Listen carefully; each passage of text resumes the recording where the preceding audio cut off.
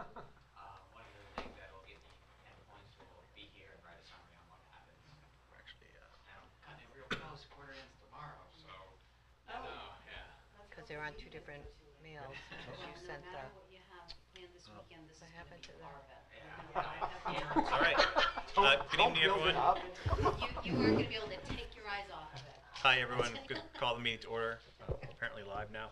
So, as always, first item on the agenda is Pledge of Allegiance. Pledge allegiance To the flag of the United States of America and to the republic for which it stands, one nation, under God, indivisible, with liberty and justice for all. All right, the next item, Mr. Nazaro is running late. I told him it'd be fine for him just to come in when he's available. Everybody's okay with that? Yeah. Great, thank Yes. you. And next, we are fortunate enough to have some unanticipated funds that we need to have a public hearing regarding. So we're going to do that now. To the inhabitants of town of Newmarket, you're hereby notified that pursuant to NHRSA 198:20-B, the Newmarket School Board will hold a public hearing on the acceptance and expenditure of unanticipated revenues in the amount of more than $5,000 from FEMA Secure Action for Education, SAFE, grants, and supply chain assistance, SCA, funds from the USDA. This hearing is required under NHRSA 198:20-B, Roman 3A. So with that, we'll have a presentation by Jenna regarding those funds.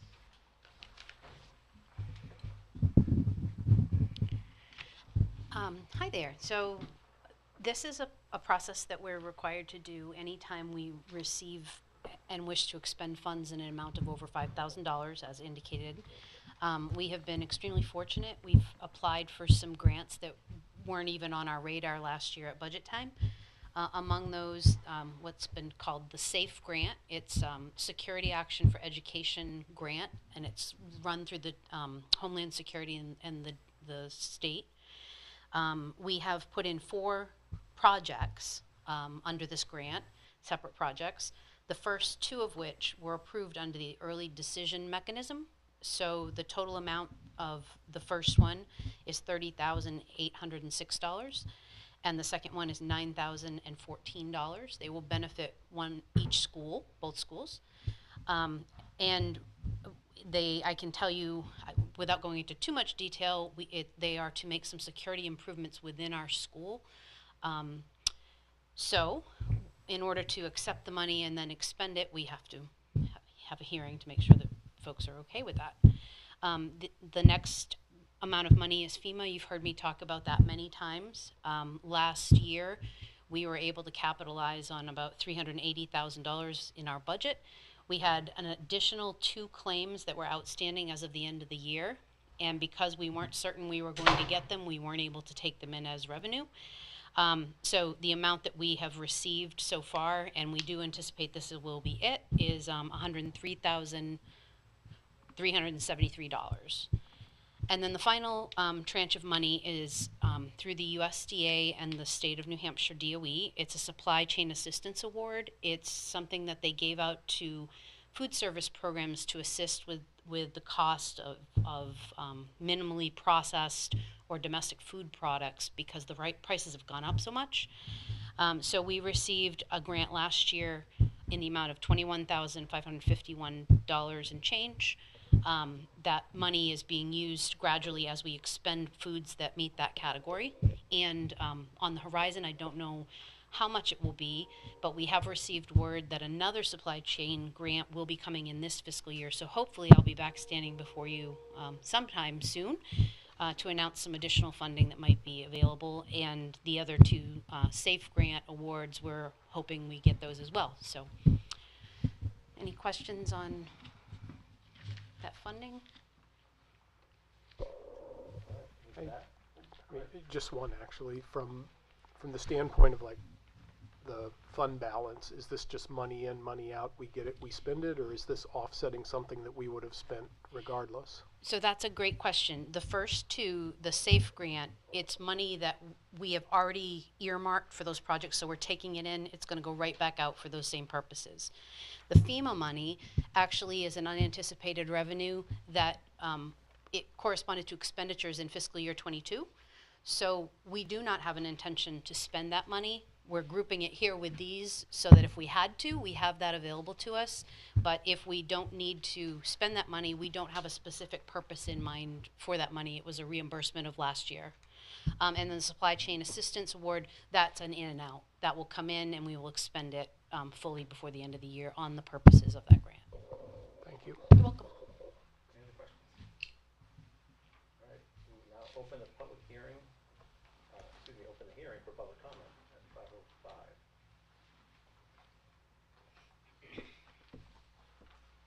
See no one? Close public comment at 5:05 and close the hearing. Move on to our regular agenda items.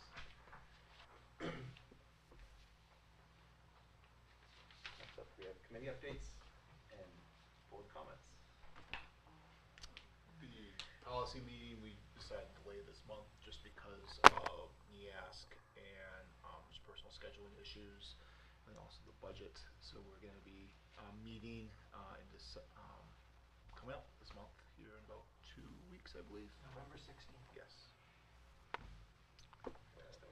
For professional development, we met last week, and we were just working on, we're reviewing the master plan, our last master plan, and we're going to be looking through it, a little deeper and make changes as needed, and that's where we stand right now. So we have, a lot of work to do, so I'll update as we get more done.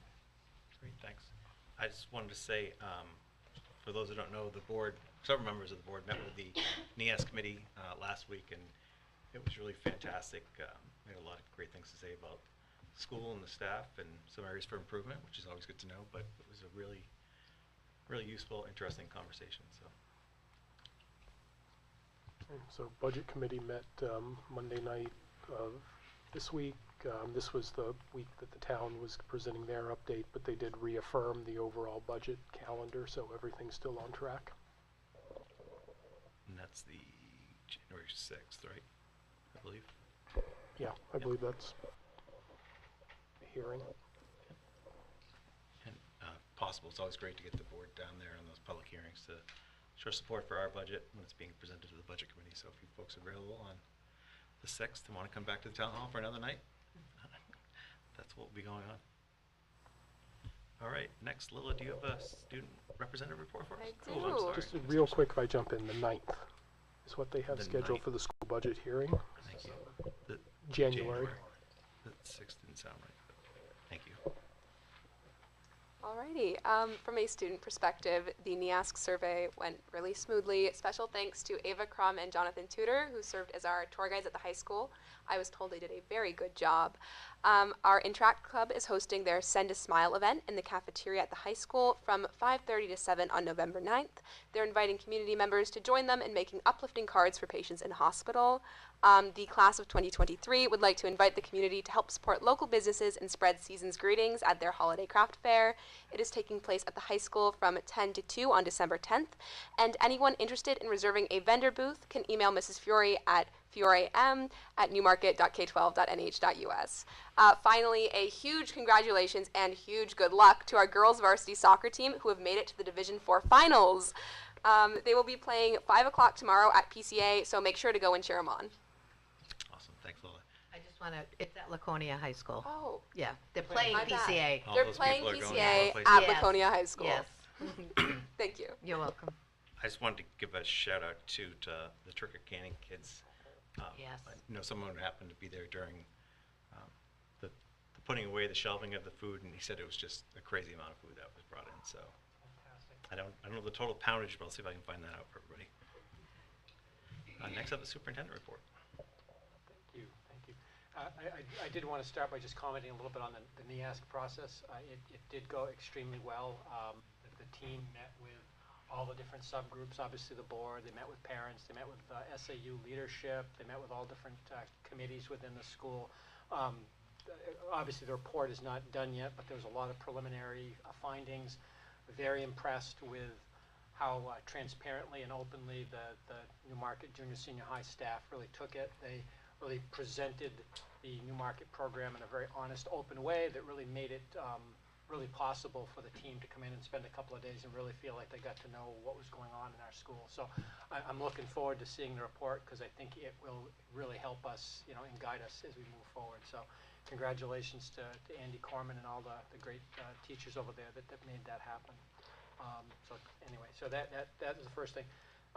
Second thing I wanted to get into, just and this is in no particular order of priority, it's just the order I wrote these things down. I did get a request Tuesday from the Great Bay Charter School. They are requesting, there are 3 Newmarket students that currently attend Great Bay Charter School, and they are requesting an additional contribution from the Newmarket school system towards the funding of that program. Just so the board understands that they already receive the state adequacy funds that are allocated for those 3 students. We can talk about this at a later date, but I wanted to put it on your radar because it came in a formal request from Great Bay Charter School and actually from SAU 16, which is the host district for that program. But I just wanted to mention that to you so you knew that had come in. They're requesting specifically $2,500 per student, so it'd be a total of $7,500. So that's one thing. Second, I did want to just mention, I did put out an email end of last week, and I did make reference to snow day protocols because I know that's important. That people know what happens on a snow day. We are going to be doing a test run of our communication system on Monday, so people out there hearing this message, expect to, around 5 o'clock on Monday, receive an email if your email is in the system, a text if your cell phone is in the system, and a phone call if your phone call is in the system. If you either don't receive any of those or you have other things you want to add to it, there will be instructions posted on our website for how to go ahead and update your contact information. But obviously we want to make sure everybody gets the right information. And by the way, Blackboard Connect is the system we use, and that's the system we use for all district communications. So if you're hearing this and you're saying, I never get any school district communications, it may be because the right email is not there. So follow the instructions on our website and get your contact information in there. One other thing I did want to mention as I was reviewing the process that has historically been done in Newmarket. It lists a bunch of radio stations that we're going to use to communicate. I'm here to tell you, radio stations have stopped engaging themselves in that. WOKQ officially told us, no thank you, use WMUR. So in terms of how you can get information on snow day cancellations, Blackboard Connect will send out an email. You'll get a cell phone, you get a phone call and a text message. And WMUR will also have it. So that's the way you find out. And you can have as many emails or phones in Blackboard as you want per family, right? If you want to get like 47 phone calls, you can do that. Just gotta You have to have 47 phones, but you could do that. It is true, but you can do that. So it's just a matter of making sure the numbers you want to receive it are in the system. Oh, forgive me, this might have been in the email earlier about, you said the snow day protocol. What is the latest you'll make that call? No later than 6 a.m. And I did get some pushback on that might be too late for many people, particularly those who are commuting to work and that kind of thing. I will do everything I can to make the decision earlier. 6 a.m. is the time in the teacher's contract, and that's why I use that as the time. But if we know before then, clearly, I will get it out. Don't expect a phone call prior to 6 a.m. just because I don't want to wake people up if they don't want to be woken up. And it's not just your decision, so don't get mad at Todd if school is or is not canceled. Yes, let me quickly review that with you. So my process will be as follows. I will get up very early on these days. I will call the Department of Public Works and talk with Rich Malasky to find out what the roads are. I will talk with Dave Riley, our facilities director, to make sure that their schools have been plowed out and ready to go. I will talk with our bus companies to make sure that they feel confident that their drivers can safely be on the road. And then I will also do the safe thing, which I will talk to a bunch of area superintendents just to make sure I'm not the only one making the decision I'm making, and then we will move forward with the decision. As soon as all that information is there, we'll make the call. I understand in past years, when possible, if a decision can be made the day before, I know that was a practice done, but unfortunately, I personally don't think the weather systems are necessarily clear enough 12 hours in advance to be able to make that call. So I will do everything I can to get the information out as early as possible, but no later than 6 a.m. on the day of a cancellation. Okay, now enough on snow, because we're not going to get much this year. We're going to have all. I did want to mention the work on the calendar. As you know, I shared it with you at the last meeting. I do have one more meeting with the SST leadership, other superintendents, to kind of make sure we're all in sync. Just to remind you, new law went into effect, or goes into effect July 1st, 2023, that requires us to coordinate with all schools to career technical centers. So what it means to Newmarket is we have to have a calendar that aligns with Hampton, Sanborn, Exeter, Raymond, Epping, and there's somebody I'm forgetting, so I apologize for that. There's a sixth school besides Newmarket. But we can only have 10 total conflicts in the calendar, and so we have built a calendar that does that. So it does mean some compromise on our part. I'll meet one last time with leadership, and then I will share it with our 2 unions, and hopefully I can get a draft calendar for your consideration and approval in December. So hopefully before the end of this calendar year, we'll approve next year's calendar. Okay. Great, thanks. So there's that. And then the last item I wanted to mention. Hopefully people have had a chance to check out the Newmarket School District Corner video that was produced, and actually in the email I sent out a link to it. I talked to Tim Cremens. 220 people have viewed that on YouTube. We're practically stars. May that be the total amount that ever watch it. Well, that doesn't take into account. They don't do Nielsen ratings on local cable, that's so a good point. We don't know. There could have been point. thousands watching when it was broadcast. Yeah, I'm sure sharing parties, watching parties. Yeah. However, so that's out there. And Gary, good news, it's time to do another episode. That's fantastic. So, Tim reached out to me the other day, and so hopefully the week of November 14th we'll start shooting our next episode with the idea of having another one out in December. It'll probably include things like a review of fall sports activities. There'll probably be a report from I'll probably introduce some new teachers in the district, things of that sort. So. Any board cameos, board member cameos planned that we can talk about that. I think we should talk about that. Maybe you can hand the baton off to somebody else to be be a rotating position. Anyway, that's my report. Awesome. Thank you very, very much. Okay, so I had a couple people stop me during trick or treat and said how much they appreciated those videos. So there's people that they said that it was a good insight. So, and I was able to say I knew stars. Which was really so, and I just want to say too that during the NEASC meeting, that the people there that were talking to us said they were expecting to walk in to one thing, knowing what had happened at the end of last year in early summer, and they said it was the complete opposite. And how much that says about the administration and the people in the building.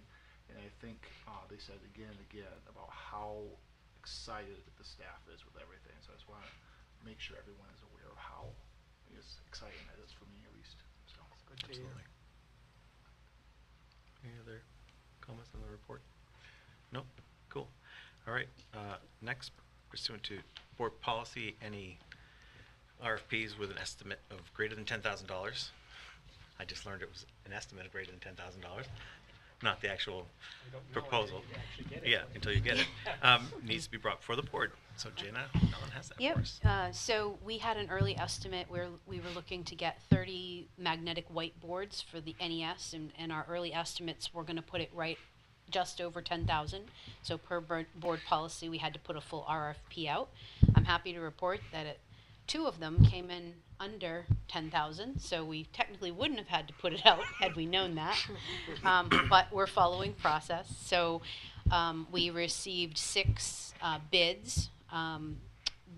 The one that we chose is actually the lowest cost vendor. It's a porcelain coated steel whiteboard, which tends to not leave that ghosting that sometimes you see on the vinyl ones. So we recommend that the Newmarket School Board award the bid to Centaur Industries in the amount of $9,159.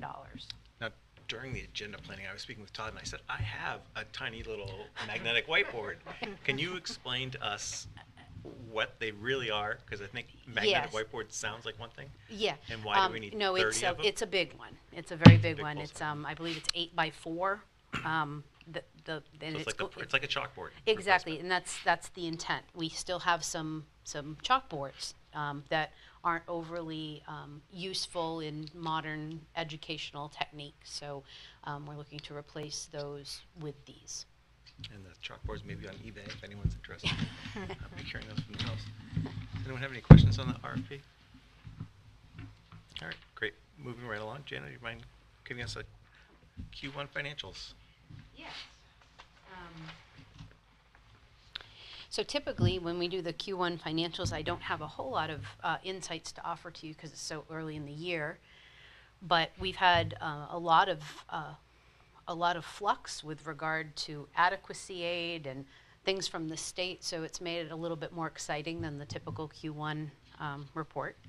As always, I break it down for you into expenditures and revenues. So our expenditures from the general fund, are still impacted by COVID-19, not in the ways they have been in the past, but we're seeing that more in the form of still in a labor shortage, not being able to hire people for certain vacancies, and in the form of higher prices, which all of us are seeing every day.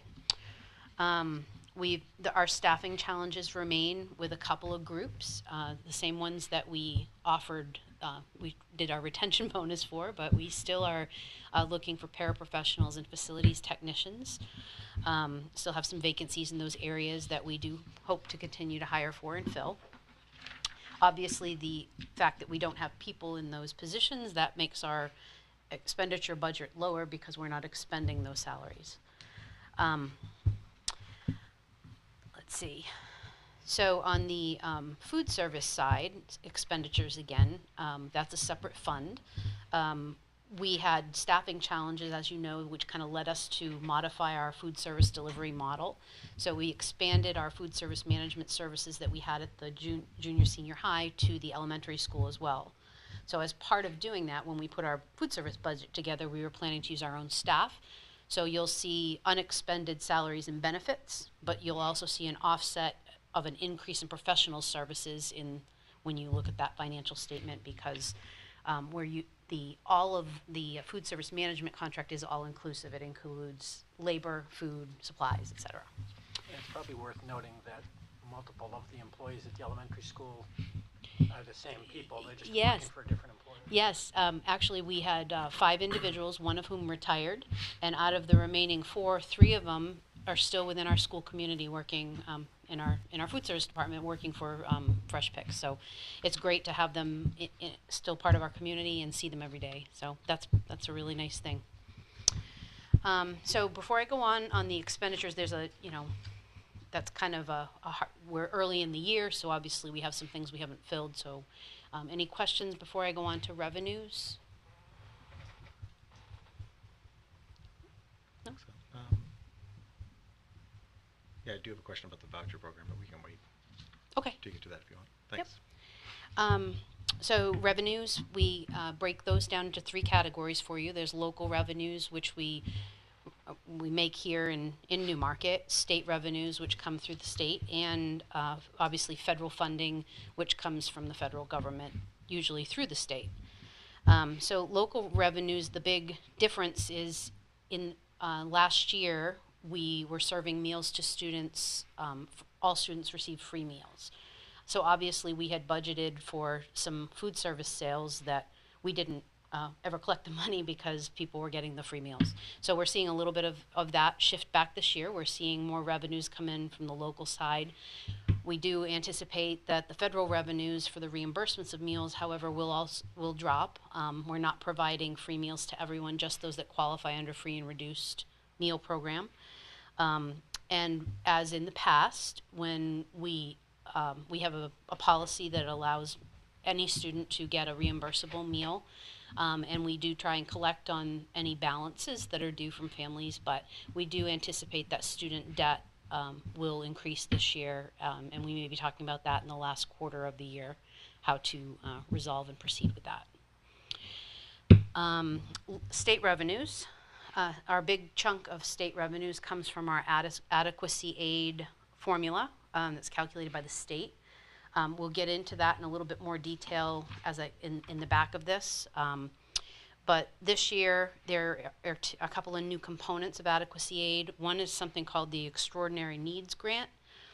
It was something that was brought in after we had set revenues, and in order for us to be able to expend it for any particular purpose, we would have had to hold a special meeting similar to what we did last October with the additional adequacy aid. The amount of that grant was small. It was roughly $29,700. So we did not hold that grant. We did accept the money on behalf of Newmarket. However, that money, because we haven't received an appropriation, a vote to appropriate and expend it, will be returned as part of our unexpended fund balance at the end of the year. Another component of the Extraordinary Needs Grant, we'll talk about also about a little bit later. It's kind of a corollary to it. It's the Education Freedom Act school voucher program. It's another state program. It's not boiled into adequacy aid, but it does impact our adequacy aid, and I'll get into that a little bit, how that works a little bit further on. Obviously, I was here talking about the SAFE grant a little earlier this evening. We were advised that 2 of our 4 applications have been approved. We're ready to proceed with those 2 projects. And we still are waiting to hear back on 2 more, hoping that we get those. The SEED grant was, if you recall, digging way back through the cobwebs. We had hoped to get money to finish the window replacement project at the elementary school. There was one award of $150,000. Unfortunately, it was awarded to a different district. We did not get it. We are not giving up the ghost on that, though. We've received word of some other grant-funded opportunities for which we might apply. We intend to do that. And then we probably, as part of our long-term planning, should start to look at how we might fund that should those other opportunities not come through. And then finally, federal revenues, ESSER. The ESSER funding that we've heard so much about is a very significant amount of money based on our prior history with federal revenues. We are doing a couple of exciting things with the project. We are supporting students in ways with social emotional learning. We have an additional social worker who's funded through the grant. We have some supports and services for families. We're looking at a couple projects. We've got some new software and some new programs.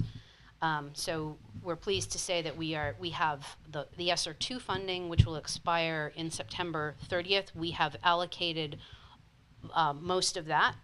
And then the ESSER 3, we have about $400,000 roughly left on that to allocate, but that runs all the way through September of 2024. So we're kind of keeping a little of that back to see what our needs might be. And we've already discussed FEMA. I explained that was $103,373 that came from last year. So that's kind of like, in a nutshell, our revenues. Before we get into the special pieces of the special exciting nuggets, any questions on revenues? I think I followed this. On the expenditures, looked like you were encumbering out to sort of a full year number. Mm-hmm. The revenues, this is just related to first quarter? Well, in the display in the back, it's based on what we estimated for our revenues, and then I show you the year to date. So it's sort of a similar picture of it. We don't usually adjust our revenues budget after we've set it for the tax rate. All right, I'm just looking at this table on page 9, and it's showing 35%. So I'm guessing that's just related to the first fiscal quarter. Right. That's the year-to-date activity relative to our total budget. Okay. Sorry, I misunderstood your question. Any other questions on revenues? All right. Thank you. So tax rate, that was just recently set last week, a week before. The total tax rate for Newmarket is $26.99, which represents an increase of 63 cents from last year. The local education tax is $17.62, which is an increase of 74, and the state education tax is a decrease of 56 cents. So all of those things boil together. Of course, there's a town portion and a county portion as well that go into that overall tax rate. I tried to give you a little picture here of kind of, you know, what that looks like year to year, so to give you a perspective of what that means for Newmarket. A big component of our tax rate relies on the adequacy aid we receive from the state. And there are two components to that. The first is the net education grant, which is funded from non-property sources like the lottery and you know, fees and tobacco tax and all sorts of things raised at the state level. That comes from the state. It's collected elsewhere. It comes from the state to Newmarket. The second component of adequacy aid is something they call the statewide education property tax, or fondly known as SWEPT. That is technically a state tax that they assess to Newmarket based on our education grant, but we never actually send that money to the state. We retain it locally, the town collects it, and then they provide it to the school. So the important nuance between those two forms of taxation that boil into that number, the first one doesn't impact local taxpayers based on property tax. The SWEPT absolutely does. That's raised from property taxes here in Newmarket. So this past year, in an effort to minimize the impact on taxpayers, the state reduced the requirement for raising and appropriating that SWEPT by $100 million, and they spread it out among the communities. So what that means is they have made up the adequacy aid from state sources so that we didn't have to raise it locally, impacting tax rate. Unfortunately, that has not been memorialized, meaning that going forward, once they return to the $363 million that they normally get, without us doing anything, we're going to have to raise and appropriate more local funding on the SWEP side of the equation to keep that balance. So I tried to give you a little table here to kind of show you how overall you can see that in fiscal year 21, the net education grant was smaller than it is in fiscal year 22, but you can also see that the SWEPT amount was higher than it is this year, because of that kind of a waiver or a buffer that the state's offering with that amount. Overall, the big picture total is in our adequacy aid between fiscal year 21 and fiscal year 22, the Newmarket School District received $402,783 less than we did in 21. So we typically, adequacy aid, the estimates are set around November 15th. I think it's statutorily by the 15th. So we don't yet know what our 23-24 adequacy aid is, but if the trend continues like I'm showing it here, and we receive another decrease in our adequacy aid, that could have a significant impact on budget and what we raise and appropriate locally. So more to come on that. As soon as we have it, we'll definitely bring that information to you and let you know. And just so that you understand the adequacy aid, they give us an estimate, they give us another estimate in the spring, but it's not final until the fall. So even if they give us an early estimate, it's subject to change. So all things being equal, we're looking at a 50 cents increase in the tax dollar, on the tax rate right there. Say that All, again. all things being equal, if nothing else changes, we're looking at about a 50-cent increase in the tax rate. Right, just on Just the from adequacy. that, just to get ourselves back And I to haven't even flush. got to the retirement one-time contribution yet. Yeah. Which is coming up. So, and that's without us raising, just level funding what we're doing. Yeah. So, hopefully, there will be some discussions up at the state level about how to maybe smooth out those peaks and valleys, because our goal, budgeting, is always to avoid peaks and valleys. We try and keep things as constant and stable as we can, but when our funding mechanism is going up and down, it makes it very challenging for us to hit a mark and estimate well. So that's kind of a lot. Any questions on the adequacy aid? Okay. Going on to the Education Freedom Act, I know you have a question, Gary. I'll give a high level, and then please feel free to ask your question. Given the numbers you just talked about, my question seems pretty paltry, so I may change my mind. But all right, I'll wait for you to Okay. get there. So this is a program that was adopted by the state of New Hampshire a couple of years ago, and it provides funding to families who choose to educate their students homeschooled or sending them to charter schools, not through the public school mechanism. The basic premise is that the adequacy aid that would have been tied to their student had their student stayed in a public school is provided to them to utilize another form of education.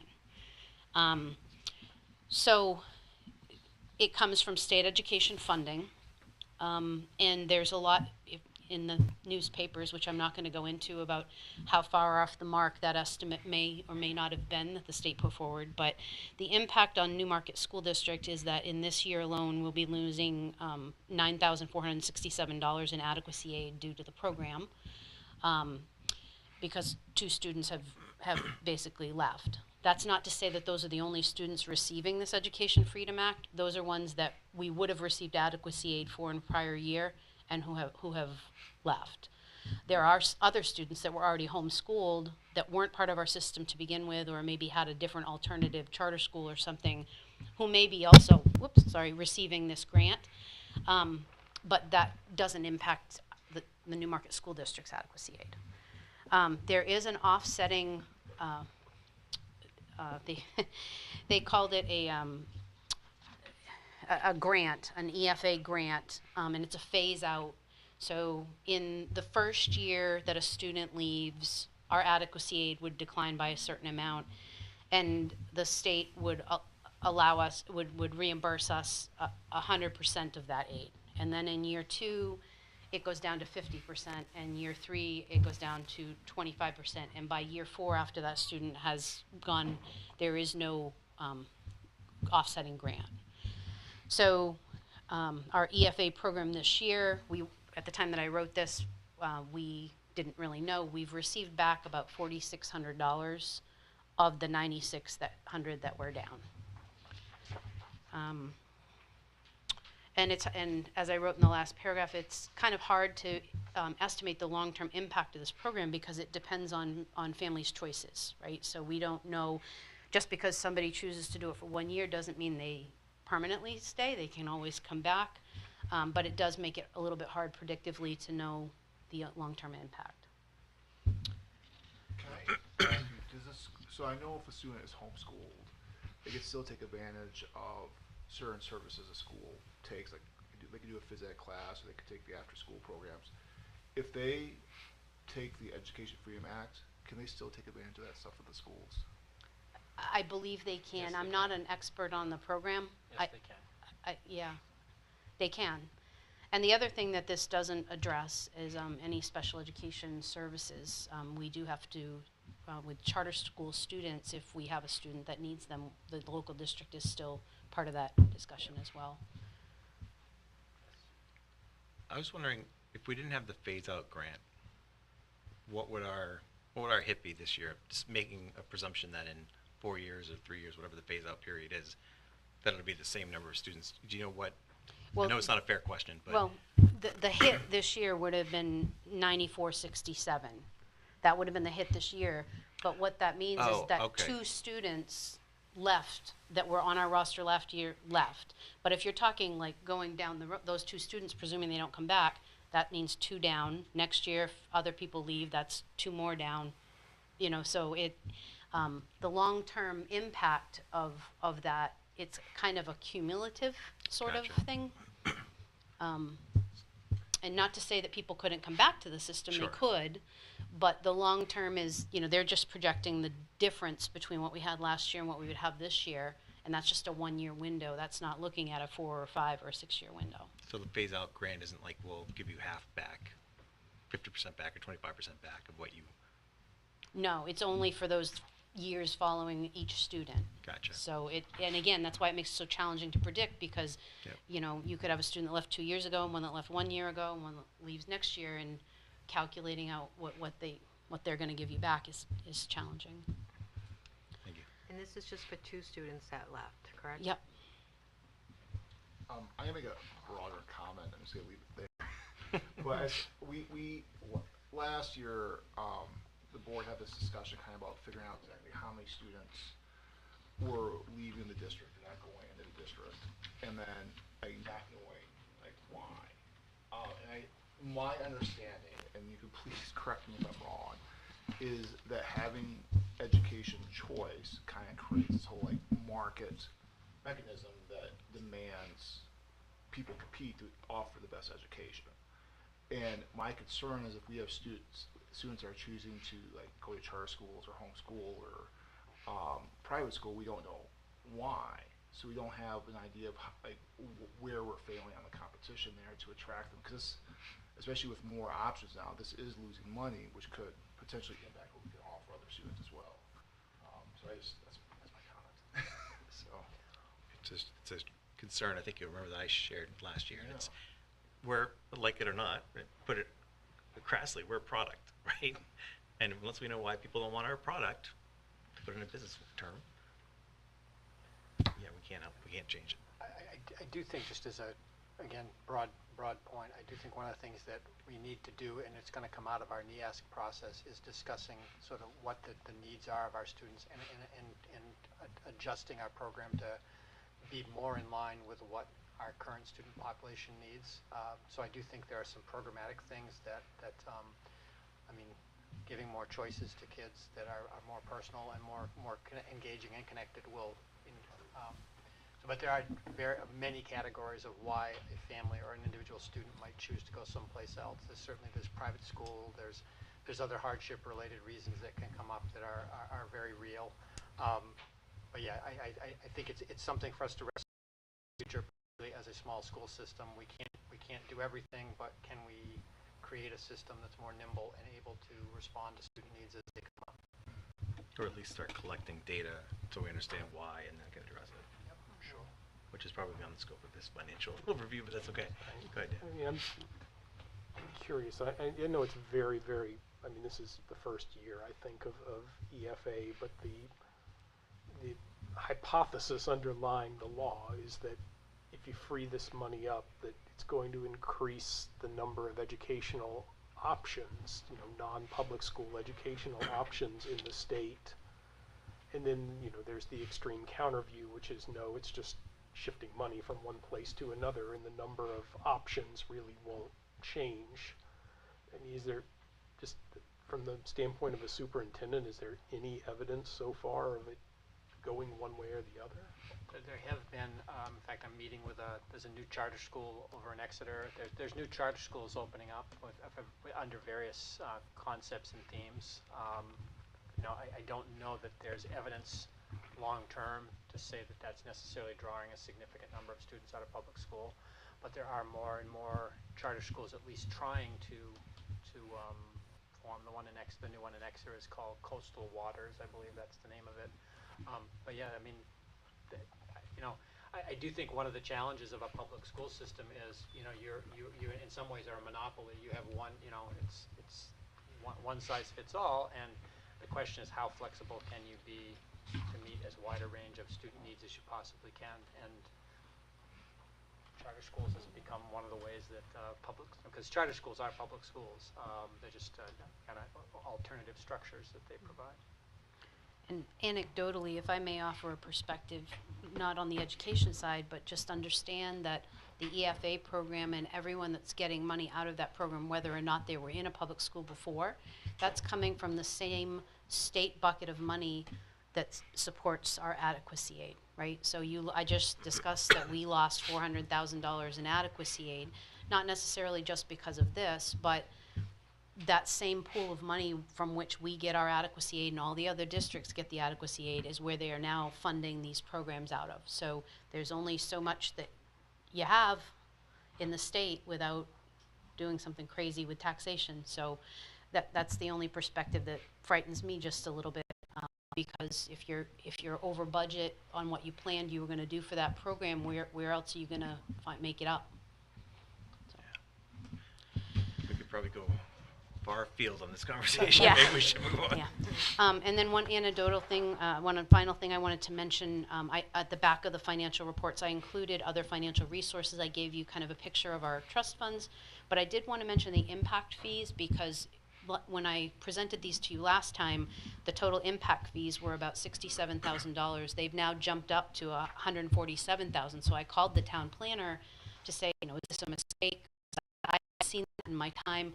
And apparently the mechanism by which they collect the impact fees, it's upon completion of the property. So we had a bunch of developments that were in the works that are now occupied, and that's how this got funded. So those funds can be added to our capital planning as we look at things like the courtyard or other purposes or expansion type purposes in the district, but it's almost double what it was in June.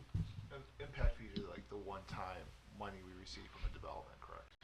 Yeah, it's part of the condition of issuing a building permit here in town.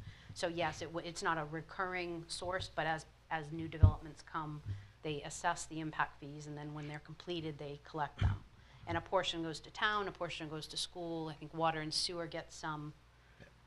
But this is our school portion that I showed you here. And this is why we have the CIP committees, because we need to do that in order to get impact fees. Yeah. Are Interesting those tidbit for you. like fixed fee, or are they I'm not sure if it's a single fee based on the value of the property. I'm not really sure the town does it.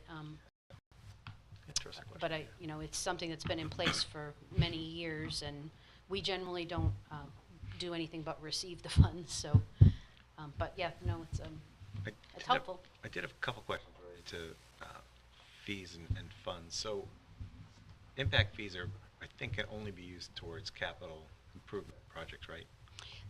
Not just capital improvement projects, but my understanding they have to be facility. towards something that's like an expansion of services or Brought about due to increased enrollment. as a right, result of it. right.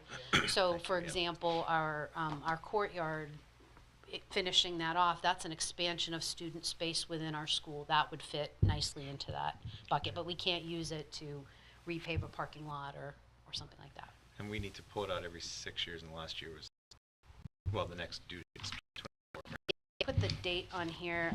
We 27, 2024. in August 27th, it's staged based on when they get it, so that's the earliest one, Oh, and it's okay. only a very small amount actually. So most of them are beyond that. That's the first date where it doesn't expire, then it rolls, but that's the earliest we can do it? It does expire. You're right, but as we collect them, that 6-year clock starts. So if you collect them over time, you have different expiration dates for different buckets of money. So what I showed you here, I didn't break it all down, but this is the earliest bucket that we have, and I can tell you it's a very small amount of money compared to the 147,000. So most of them are 5 or 6 years out. Gotcha, thank you. And then, and something else, another question that's, again, probably beyond what we should be discussing now, but regarding the trust funds, and Phil's going to be very upset he's not here for this. So I noticed we have over $1 million in various related funds, CRF and ETF funds. With the actions of the board or vote of the town, can those be consolidated?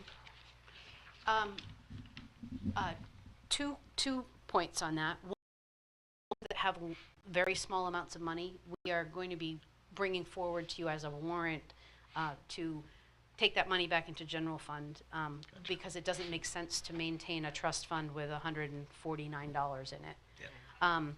The larger ones, though, I do want to have you keep in mind this board has approved some projects and the legislative body has approved some projects. So when you look at that first one, the expansion of school trust, the second one there, the school repair and maintenance trust fund, $150,000 of that's shown there is the playground that has been put in. So as we work through this playground project, you can expect that to go down. And then the bottom one, the school improvement capital reserve fund, that's the amount where the NES windows and the NES electrical is going to come out of. So that's going to go down as well during the year just based on our pending projects. Yeah, it just seems like we may want to consider a smarter way to either purpose funds or consolidate things so that it's less fragmented, I guess, might be the word. And not to mention the utilization, which obviously is something Phil would really want to talk about, so maybe we should move on. Any other questions? I know this was a lot. No, it's very clear, thank you. Okay, thank you. I'm sorry, does anyone else have any questions I should have asked? I don't. No. That was a bit rude of me. All right, great, thank you so much. It seems to have dropped off the agenda, but the next up would be, I believe, public correspondence, and I don't think I've received any. Have you? Unless you qualify the letter I got asking for money for the Green Bay Charter School. No, that's the only correspondence Okay. I've received. All right. Moving right along, we'll go into the fiscal year 2024 budget overview, and then we'll have a discussion about it. This is basically, I think Jana has, we'll give you a second to maybe get some water, but it's going to come back up and answer some of the questions that we bombarded her with. And then just to kind of remind the board of the purpose of this, this isn't the final budget, but just to really give the okay to Todd and his team to say, okay, this is a budget we're comfortable with, this addresses the concerns we have, and we understand where the changes are, and that lets them go forward and kind of finalize your draft budget. Is that a good paraphrasing I of? think it was very All well right, done. good, thank you. Just one note of clarification, I know this often confuses a lot of people. When we say fiscal year 2024 budget, it's the fiscal year ending in 2024, not beginning in 2024. Thank you. All right, Are we ready? yeah, are you going to do the presentation? Well, Jen and I are going to You're tag gonna team tag, this one, nice. so come on. Let's do So it. just to kind of remind the board, we did at the end of our budget workshop on October 21st, I did invite questions from the board to kind of help guide us. So what I thought we would do is we'll run through those questions with you now, one by one, and provide you the answers that hopefully will satisfy what you're looking for. Obviously, if there's additional informational needs you have, we'll go back and we'll do more homework and bring it to you. But I'm going to, just to kind of give you a guide of these, this is just a printout of the questions you submitted, and we're going to go through them in order. You can have that.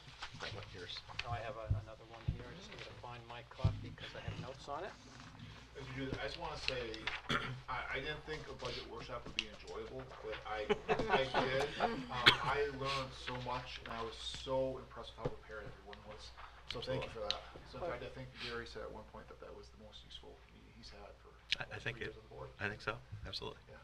Well, I appreciate that, and I have to say that the whole team was just very invested. We spent a lot of time talking about this stuff, so I hope what came through is there's a synergy in terms of what we're trying to do. All departments we're trying to get on the same page of where we want to go as a school.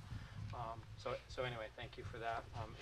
It was fun for me too, Andrew. I appreciate that. I'd only add to it, I've seen a lot of budgets in the 6 years I was on the budget committee. That was one of the most genuine presentations as well. Just no sense of having to play Where's Waldo to figure out what was going on. So that was much, much appreciated. Thank you. And certainly in the spirit of that same transparency, we'll go through these and to the best of our abilities. Right. So I'm just going to go through them in the order, and for the benefit of the audience, I'll just kind of read the questions so you know what we're talking about, because I'm sure you're all taking detailed notes, right? We do have extra copies if they want souvenirs to take home. So the first question was asked. You guys have to laugh at these jokes, you realize that, right? Or report to your teacher. It's actually All on right. video, and we're going to Yeah. ask your teacher. Okay, all right. So what first question was asked for us to take a look at. We had talked about courses, and in specific AP courses. So I was asked to do some research on the gateway limitations for students who want to take advanced placement classes. In other words, what are the prerequisites or barriers that might block a student from being able to access an AP course? The short of the answer is there really aren't any. The process that we use is largely teacher recommendation driven, but that doesn't end there. A student, if the student still wants to take it, oftentimes they are allowed to do that. Basically, the only other requirement is to have a conversation with the AP instructor to make sure you fully understand their prerequisites or the nature of the course. Specifically, I know one course in particular, the history course, there's a summer reading list, and make sure people understand that if you're taking AP, it means you have to do the summer reading list. But for the most part, there are no barriers per se to keeping kids from it, other than wanting to make sure students are prepared before they take the course. So for example, taking AP Calculus, generally you want a student to have had pre-calculus before they do that, so they're ready for it. So, so anyway, any thoughts, questions on that? I know that was a fairly specific one, but I know, Andrew, that was your question. Was there anything more that you wanted to know? No, I really appreciate and I really appreciate you said look at the size of the classes and everything. I guess my just kind of as you talk about this, obviously class sizes of like 2 or 3 is not not beneficial to anyone. It just seems like we're just swinging back and forth. We're going from like we're going to push students to VLAX, and now we're going to add more classes. And I can just tell you, for as a teacher that's built classes before, it's frustrating to do all that work. And I just want to make sure that the decisions we make are purposeful. Oh, for sure. And I do have to say, particularly in we're talking about AP courses, if we're going to have a pathway with AP courses as the highest end of our curriculum sequence, we have to be ready to offer them regardless of how many students are signing up for them, because you can't have a student plan a 4-year experience expecting to take a course and then they get to be a senior and it's not available to them. So clearly there are commitments we need to make and we need to think about it, but I appreciate that, yeah, for sure. Yeah. Okay, the next one is, would you like to talk about the summary of the expenditures? Sure. For the facilities? So basically the question was, can you give a summary of expenditure shifts for facilities for the budget committee? Yeah, so that was a great question. As we talked about in the budget workshop, we've gone through several just organizational type changes relative to facility. First, we had a shared facility director with the town. Now we don't. We used to have all of our own internal custodians and facilities individuals. We just haven't been able to staff that way, so we've shifted to a outsourced custodial model, in-house facility techs.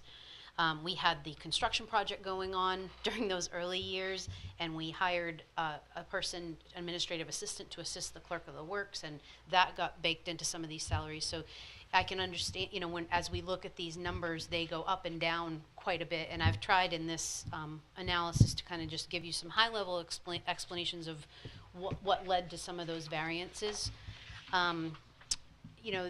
The other piece is every year we try to get better with our. Just so people know, that there is, in your packet, there is a sheet referencing this. It's called a facilities analysis of variances. So she's referencing that. Oh, I'm sorry. If you haven't seen it, I couldn't see people's screens, so I couldn't tell what they were looking at. So, as we look at those types of things, in addition to that, as we budget every year, we try to get a little bit better with our budgeting tool. And over the years, since I've been here, and probably before that time, we've discovered that there were some general ledger accounts that we really wanted to add because it will help us budget better going forward. So there's also been a little bit of that shift. The salaries, I've kind of explained the detail there to you of the variances within those years, and those are those elements that I just spoke about. In the professional services line, in 22-23, which is this year, we only budgeted for custodial services at the junior senior high. At the elementary school, excuse me. We had a management company that was doing them at one school. We've since expanded that to both schools. So we have some money sitting in salaries that were, again, just like food service, that we're not going to expend salaries and benefits because we've shifted our model to the outsourced method. And then in the last part of the analysis that I tried to kind of give you an overview of repairs and maintenance. It's that accounting shift that I was talking about. We used to put all of our expenditures into one giant repairs and maintenance line, but we've seen the benefit in breaking things out into professional services for things like inspections or preventative maintenance and things like that, and software as a separate breakout, and then repairs and maintenance for bona fide repairs and maintenance when you repair a wall. So you can see the ups and downs. So what I tried to do is I grouped all three of those categories together to give you a sense of kind of the history of those elements as they went across. So you can, even though they're broken out differently, you can kind of see the overall bottom line there. And the fiscal 22 activity included all of those that one's high because it included those FEMA expenditures that we were later reimbursed for under COVID. So that's kind of an outlier, that fiscal '22 activity. So I hope that addresses it. It's as I tried to make it as simple as possible, but unfortunately there were a lot of variables. Hard to make it simple. No, I mean, I think it's great from the standpoint of, you know, again, you just have to remember the budget committee really only looks at this once a year, so you never be afraid or feel like you're insulting somebody's intelligence. Just make it as plain as it can possibly be. Does it adequately address the question about how we've gotten to those numbers, or does anyone have any other questions about that?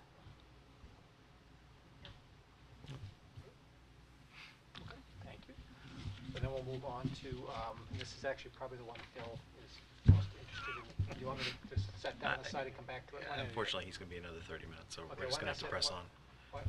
He's going to be another 30 minutes, so we may just have to press on. So You can table it for now, Why but don't yeah. I'll skip number 3 All right. and then we'll come back to it just in case he makes it. The next question was related to the administrative wage increases. Can you please explain how the wage comparison study that was mentioned is conducted?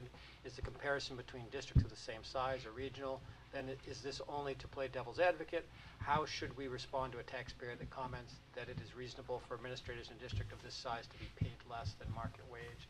And I know you pulled together a summary of, would you like to talk about that one too, since I know you're Sure, that's sure. your bailiwick? The report that we actually received from MRI is like a 39-page report, so I've tried to go through that and kind of boil down the high points of what I felt the question was getting at, but if we're off target, please let me know, because there's additional information. So it kind of sounded like we were, the question was leaning towards, like, first of all, how did you do this? What was your methodology in pulling this information together? So salary data from school districts that were deemed comparable to Newmarket were gathered and analyzed for as many positions as possible to compare them apples to apples.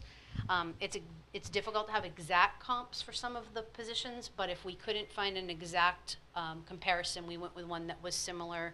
I've given you the list of the 10 districts that we reached out to as part of the salary.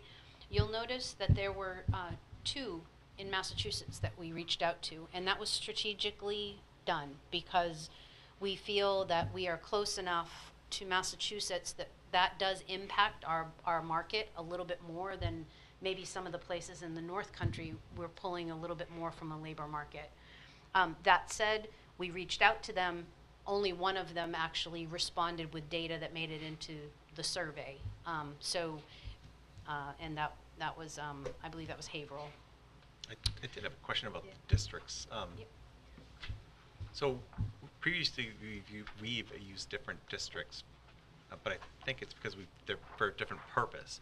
So I think for an analysis of salaries, this makes sense to use competitive districts. Right. But I assume we're still going to stick with the other districts as far as comparison with grades and staffing and those sorts of things. Well, I'm going to be honest with you. We have had conversations about multiple lists of comparables. Yeah. And I have one set of lists that was given to me that were the comparables, and we provided that to to Carol for the purpose of the study, and she contacted all of them, and the ones that responded are included in it. Yep. As far as having different lists for different purposes, I'm not familiar with multiple lists of comparables. I have. If there's something I'm missing, please tell me, and I will. It seems like normally you wouldn't, because you want to compare what you compare. Right. However, I mean, we did have a district that was up in the North Country, and comparing them for number of students, teachers, grades may make sense because they're in the same state and they're comparable in that Similar way. size of school. However, comparing them for salary versus a district in Massachusetts who we may be competing against for staffing Yeah. doesn't make sense. So And that's why.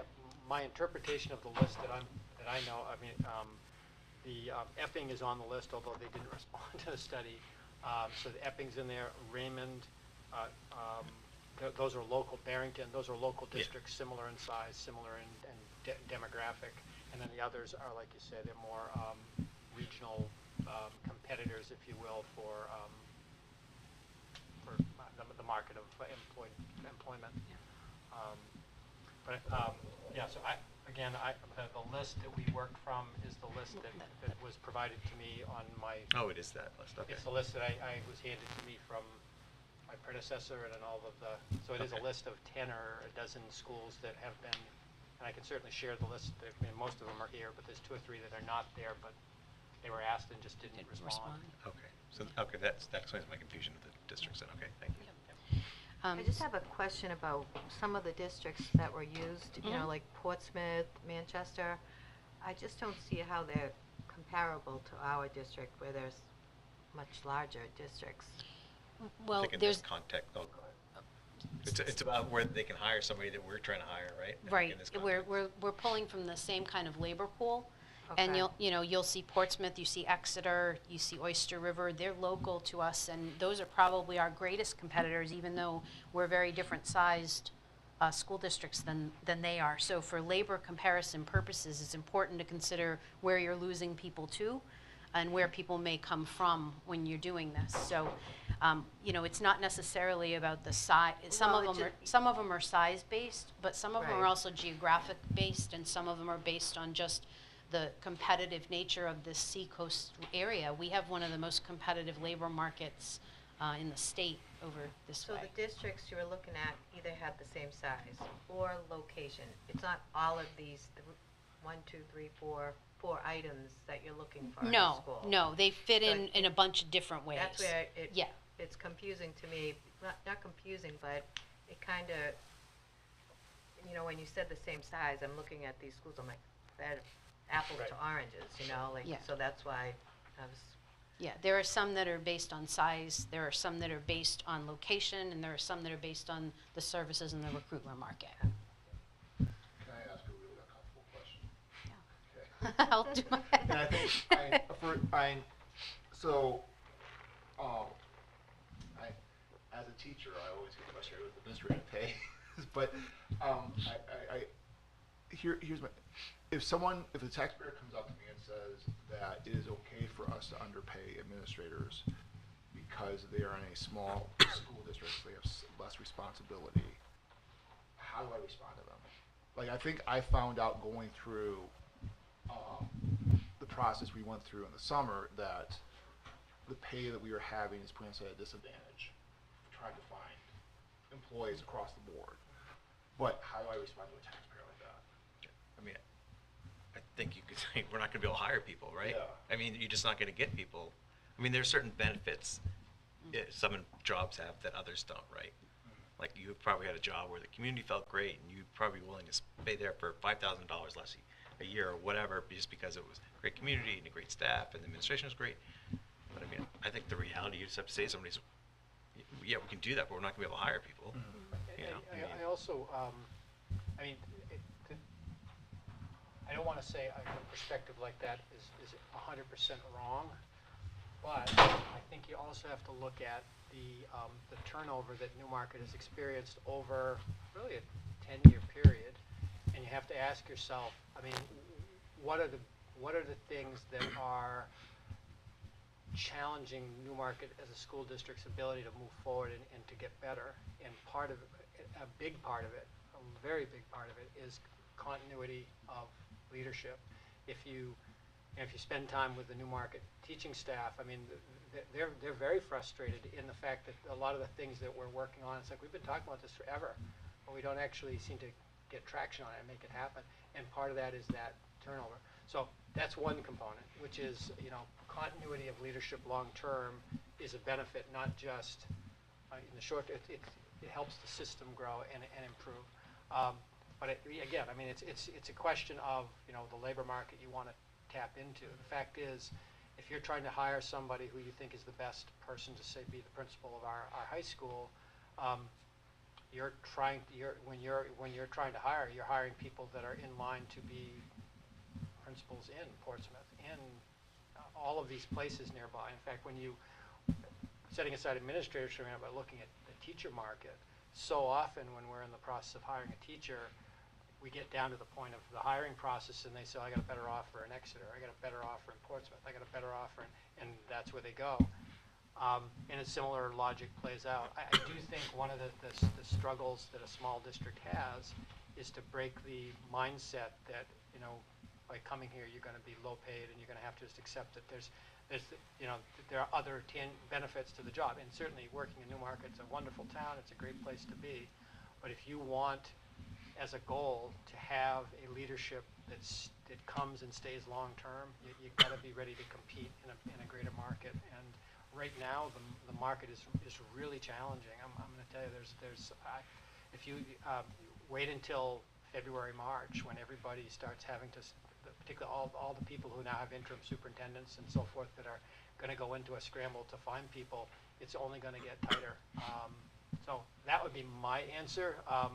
Yeah, I think it goes towards your reputation too, because someone may say I have a better offer in Exeter, but I've heard X about this school, which makes me want to work here regardless of the pay differential. So if we can keep people longer and get initiatives going and keep initiatives going and keep staff here, I think that all works towards our reputation and our ability to hire and retain.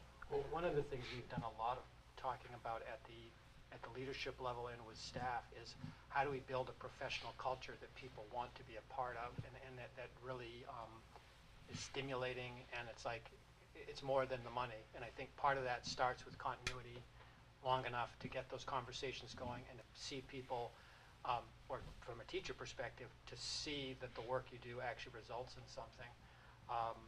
So yeah, so it's all of those things kind of play into it. But again, at this point, we did make adjustments to administrative salaries last year, and certainly there is logic to be said, well, that's enough. We're trying to set a 3-year goal and say, get us to a place in 3 years where we're in that 75th percentile, which means we're not the highest, but we're at the low end of the high quarter, so that when we do have openings, we can attract the best people to apply. And I mean, the other thing to point out, I mean, some positions are indivisible. You have one superintendent, for instance, you have one business administrator, but overall, we don't have as many administrators as a Portsmouth or an Exeter or an Oyster River. So I don't see necessarily why what you pay one individual should necessarily be lower if you have fewer individuals. Well, I was just going to say, and to piggyback on what you said, people that, like if you talk about the business administrator role, which is what I can talk about, if you do that in a larger district, you generally have a bunch of people working underneath you that are doing a lot of the functions that I do myself here in Newmarket. So it's not that it's a harder role, it's just that you have to you're involved in more things, you wear more hats, so you have to have a level of expertise that maybe is a little bit different than somebody that's doing, you know, the BA for Nashua, because they've got a bunch of people that work underneath them that do some of that work. Well, I mean, and that the reality is we're not paying what Portsmouth is paying and Greenland is paying, right? Like you're never going to. So they can argue that, but you're arguing it against what? Maybe Greenland, which we're still not going to really compete salary, you know, so. No, I really appreciate the conversation. I want you to know, I fully agree with everything. I feel like I owe my neighbor that conversation. Yeah. And I think just going through the process we went through in the summer really showed me, and I think it does tie into earlier what we said about how keeping students and retaining them, a part of that is having administration there with consistency, and that will help out with the funds from the state. So, I think it's an important conversation we should all think about and have. So, Absolutely. Thank you. And just that the study also included other jobs within our organization that also are people who have options or alternatives in the private sector that, you know, so particularly our people in our accounting department, people like that in our IT department that have skill sets that easily can translate someplace else. We have to keep reminding ourselves that they do have these options, and in order for us to keep them, we can't necessarily compete with the private sector, but we got to at least, you know, make it reasonable. can I ask another quick, with the list of school districts, is there a reason why Maine districts aren't in there with like Kittery or anyone that's just over the water? Because like that would be struggling with a state too that has an aging population. Yeah, and all that. I can't speak to that. I mean, we provided her with our list, and then she's doing actually analyses for several different districts. She's also doing some analyses for the town right now, and I I'm not sure how, you know, the Massachusetts, Yeah. we pulled in because I think the last two superintendents. I think that list was made during the teacher negotiation. Do you recall? I think you may have been on the board then. I think that's when the new list was created during the teacher Yeah. negotiation 2 years ago. Yeah, it 2 or was 3 when I years was ago. on the But, board. yeah, I don't know why Maine was on I that. was, time. was wondering, because I just know that Maine is struggling too with overtax. Oh, I guess it couldn't have been 3 years ago. I was on the board. Thank you. Yeah. But- Really appreciate But that. before we go on, I just wanted to apologize for my phone use. It's against board policy, but Phil's been texting me trying to give updates on when he may be here. Okay. So I apologize for No being on worries. the phone. So thanks. So thank you for that one, Jana. Okay, the next one I wanted to get into was the number 5. Is there a specific recommendation concerning staffing at the high school level? Are low class sizes a result of poor scheduling or overstaffing?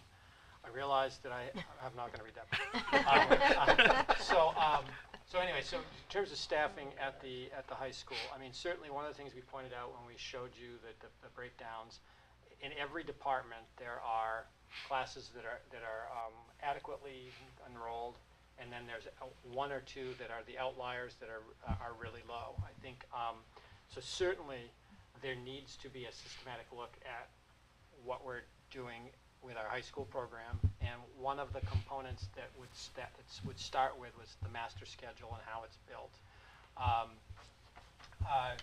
to basically try to maximize the number of students in classes. So to some extent, that's a piece to the equation.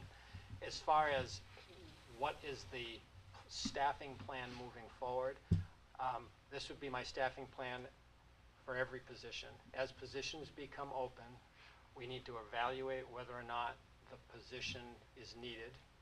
If it is needed, absolutely advertise and fill it. If it is not needed in its current situation, but we have another need that we have, say, like one of the things that is going to be highlighted in the NEASC report is potentially a need for another guidance counselor to provide for the student mental health needs. We might, when a position comes open, we determine that we don't need another, I'm not going to use a department because I don't want to cause angst. We determine we don't need another teacher in that department, but we decide we do need a counselor. That's the opportunity to say, okay, we've got another counselor here. If, however, we determine the position is not needed and we don't have another purpose for it, then we don't fill the position. And that's the opportunity to say, okay, economy of scale.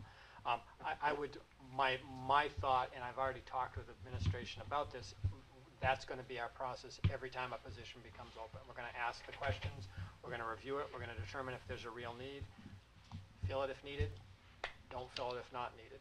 So the idea would be that we it's not going to be, there's nothing drastic that would take place. It'd just be let's get into a process like that, so that, because we have to acknowledge that some of the low numbers are because we don't have enough students to fill all the programs. I think Andy talked to you at the workshop about the idea of getting some of the courses on an every other year cycle, so we're not trying to run everything all the time, and I think there's some value in that. I think there are a number of courses that are currently being offered. The one that comes to mind, I know photography 1, 2, and 3 are all being offered in the same class period. So you have, 4 kids in photography 1, 4 kids in photography 2, and 3 kids in photography 3. So you got a class of 11 to 12 all happening at the same time. So that's one way to go about solving that problem. So that would be the way I would recommend we move forward. One of the things that I want to acknowledge is that in the NEASC work that we're going to be doing over the coming months, we're going to begin to ask questions about the programs we offer and what our students' needs are, and we have to be ready to retool. And I think I don't like the idea of saying, okay, well, we have a need, so we add another position. Maybe what we do is we talk about what positions we need, and that's the opportunity to move things around.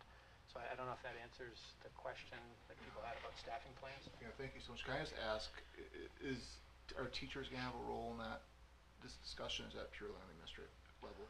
Well,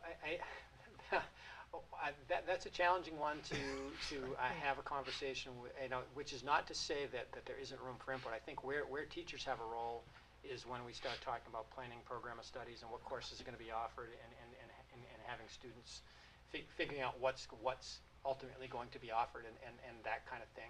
When push comes to shove, though, the variable of how many students are in a class, it's not. I mean, if there's no students who want it, there's no class. Yes. So it sort of takes care of itself. So I think that's where it would happen. Okay, thank you. Yep.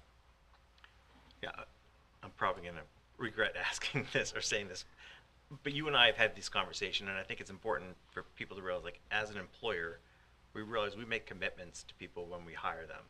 So if we do decide we don't need X, but we can use them to augment the learning gaps that are in other positions, you know, we're looking to just Right. obviously keep everybody we have, and it's just like you said, we may, through attrition or something, say, well, we don't need so-and-so retired, do we really need Right. 5 teachers in X? Well, thank you for asking that, Gary. I do think one of the things that, in fact, I was in a meeting this afternoon where I brought this up.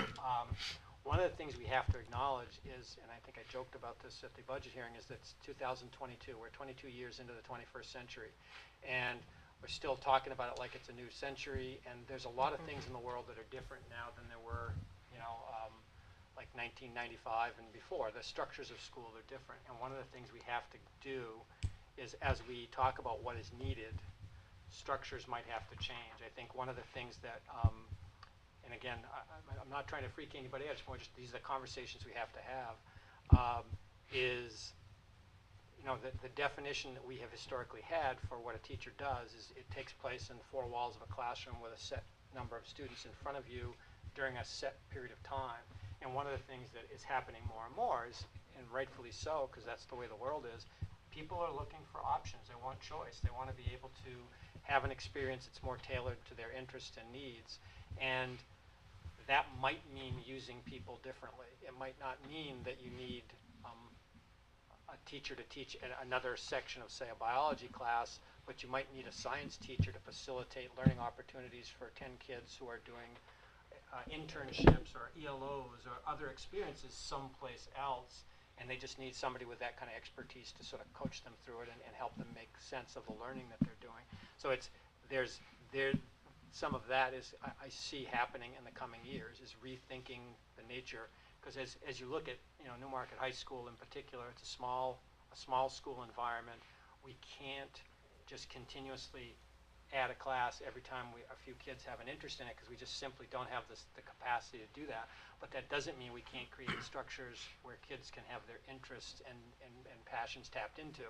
So if you can create an opportunity for a kid that requires an adult to manage it with them, then that can become part of a professional's work experience. So it's, again, I want to be clear that the current teacher contract would not make much of what we're talking about possible. So it would, because the definitions of what is are pretty traditional. So I think it's a question of, as we think about what we want, can we change that? And that's where I would see the opportunities in, like you say, like repurposing of roles, like. But it is a real possibility there. Yeah, as someone who sits in a meeting, every day, just meetings all day, it gets very boring, and having something different to do once in a while is really exciting. So I can imagine as a teacher, you want something different and have a chance to use your science knowledge in a different way. So well, I do think one of the things in the traditional education, since we got a few students in the room that are dozing off, probably no, they're chomping to get out of here. I mean, I do think the traditional structure of school is like you rotate through a whole series of classes, but the truth is that's not the way people function in the real world. I mean, I don't get up and say, okay, it's 8:45, I need to move to another room and do something different. I stay on a task until I accomplish it, and I feel good about it. And I think there's structures like that that can be embedded in what we do that don't necessarily have all of the same master schedule implications, but can provide those opportunities. And that's where different roles of adults can really play a really positive role for kids. And speaking of students in the room, since we did do this with another student, and they have been here for an hour and a half, I think maybe it might be a good idea to give them the go-ahead to. You wanna think- give- you go ahead. Nah, you're in charge, not me. I just do the gavel. I will be happy to, I mean, you guys have been here a while. I will be happy to speak with your teacher and let you guys know that you were here for a full hour and a half, this is a long meeting, so if you want to take me up on that. If for some reason you wanted to leave. enjoy the evening. We're not forcing you into it. Nothing in particular. Yeah. It's like looking at each other. Yeah, so and just Lila, pick it up. you've But been I'll here I'll a be lot. happy You to can vouch. chat I if see you'd you like to all as here. well. I appreciate it. But if you want to stay because you want to learn more about budget, God love you. We're gonna get into action items. That's when the real excitement happens. In Hour, about another hours. So, So, moving on to item 6. please, And Lil was just like. night, Lil. Thank you. Lila's taking it. Thanks. Lead the charge. Up the Exactly. Night. Thanks, guys, for Have a good coming. evening. Seriously. Thanks, Lola. So the next question was, can we give an estimate of the total tax picture? I know you kind of already did that in the your Q1. You want to Yeah. just sort of summarize sort of where your thinking is on that? Yeah, so, we kind of went through the adequacy aid and the levers that go into that and how that plays out. As far as the tax impact, we always calculate that for our warrant articles. But one of the pieces that I'm waiting on, we did get our tax rate set, but one of the pieces I'm waiting on is that adequacy aid estimate, because the formula that we use to calculate tax impact relies heavily on offsetting revenues. So until we get that estimate, we usually calculate the tax impact of our operating budget and any cost warrant article. It usually is the first week of December, based on that. So with your permission, we will follow that process and we will bring that to you as soon as we can. But anything that I would do at this point to calculate a tax increase would be based on my own guess and not really have a lot of basis in what we might see 2 weeks from now. And out of curiosity, what can town people do to ensure that we get as much adequacy aid as we can possibly get? Well, they could fill out free and reduced applications for free and reduced lunch. Oh my goodness, that's a great idea. We should remind people to do that. Yeah. We do this every year. It's a Yeah. bit. Yeah. Yeah, Yeah. they could do that, and they might qualify. That'd be We fantastic. encourage them, if they have any questions, reach out. Please. And the Oscar goes to? Yeah, just, we literally do it every year. Just, I know you had indicated that we would get our aid estimate by November 15th, so we're thinking we might be able to give an idea on this by November 17th, right? Right, I'm hoping that if it comes through, last year I checked back, we actually got it on the 15th. And I believe it's a statute that they have to give it to us on the 15th. So I've got pretty much everything queued up. I just need to pop in the number. So I think it might not make your board packet, but I can probably give you those numbers verbally. Great. Perfect, thank you. Okay, the next question was which line items included in the budget would be in bounds to use money from one of the two building-related capital reserve funds? Just to kind of I feel it's also someone who's not here. yeah, it's I'm actually- guessing, but that's actually okay. is a Phil question, you're right. Yeah. I mean, clearly, actually, backing up, one of the things that we are attempting to do, and Dave Riley is actively working on, is to try to develop a long-term capital plan for maintenance and repairs, so we can, because one of the things Jana has really been great about working with me on, is to try to build in funds into the budget for the ongoing needs that we have. So, for example, we put in approximately 25,000 annually for each building for basic maintenance type stuff, refreshing, painting, and that kind of thing, and that's built in. So those are not things that we would typically tap a reserve fund for. When we're talking about using capital reserve funds, particularly the two facilities ones, we're talking about, well, we have a couple of projects that you have approved, one being the playground project, certainly we're tapping one of those, and then the windows project, which we will likely tap into to finish the windows in at the elementary school. So those are the kind of things we would use the funds for, but typically what we're going to try to do is to get into a cycle of planning so that most normal stuff that you should reasonably expect is factored in, and there is eventually we will be looking to start, once we've drawn down these funds, we're also going to try to start putting money back into capital funds, specifically once we've done the long-term study, so we can say, like, we anticipate that 3 of our HVAC systems are gonna go down in 2028, okay, we know that's going to be a hefty bill, and we have the money there to be able to tap it. So that's how we would be thinking of doing it. Do you want to add anything to? No, I think you did a great job. I was just going to say that, you know, the capital reserves are a great tool to level off those hills and valleys we were talking about, right? So if you know you're going to, you know, a roof has a finite period of time, and we do this in our homes, we know we have to replace it at some point. So if you start putting away a little bit every year, by the time you get to do the roof, you're not going back to the taxpayers asking for a huge sum of money to have to address that. So that's kind of the strategy that we're working with Dave to kind of come up with a nice plan, and you know, we'll bring you those details once we have more, but it just feels like it's a better way to manage a limited pool of resource. It absolutely is, and I'm so happy that you threw out the hills and valleys, because I remember this exact conversation from one year, like 5 years ago. Somebody made the observation that we always use the capital reserves to level out the valleys, but never the hills. And it's just a conversation. Actually, I mean, this is a question that might really help me think about this.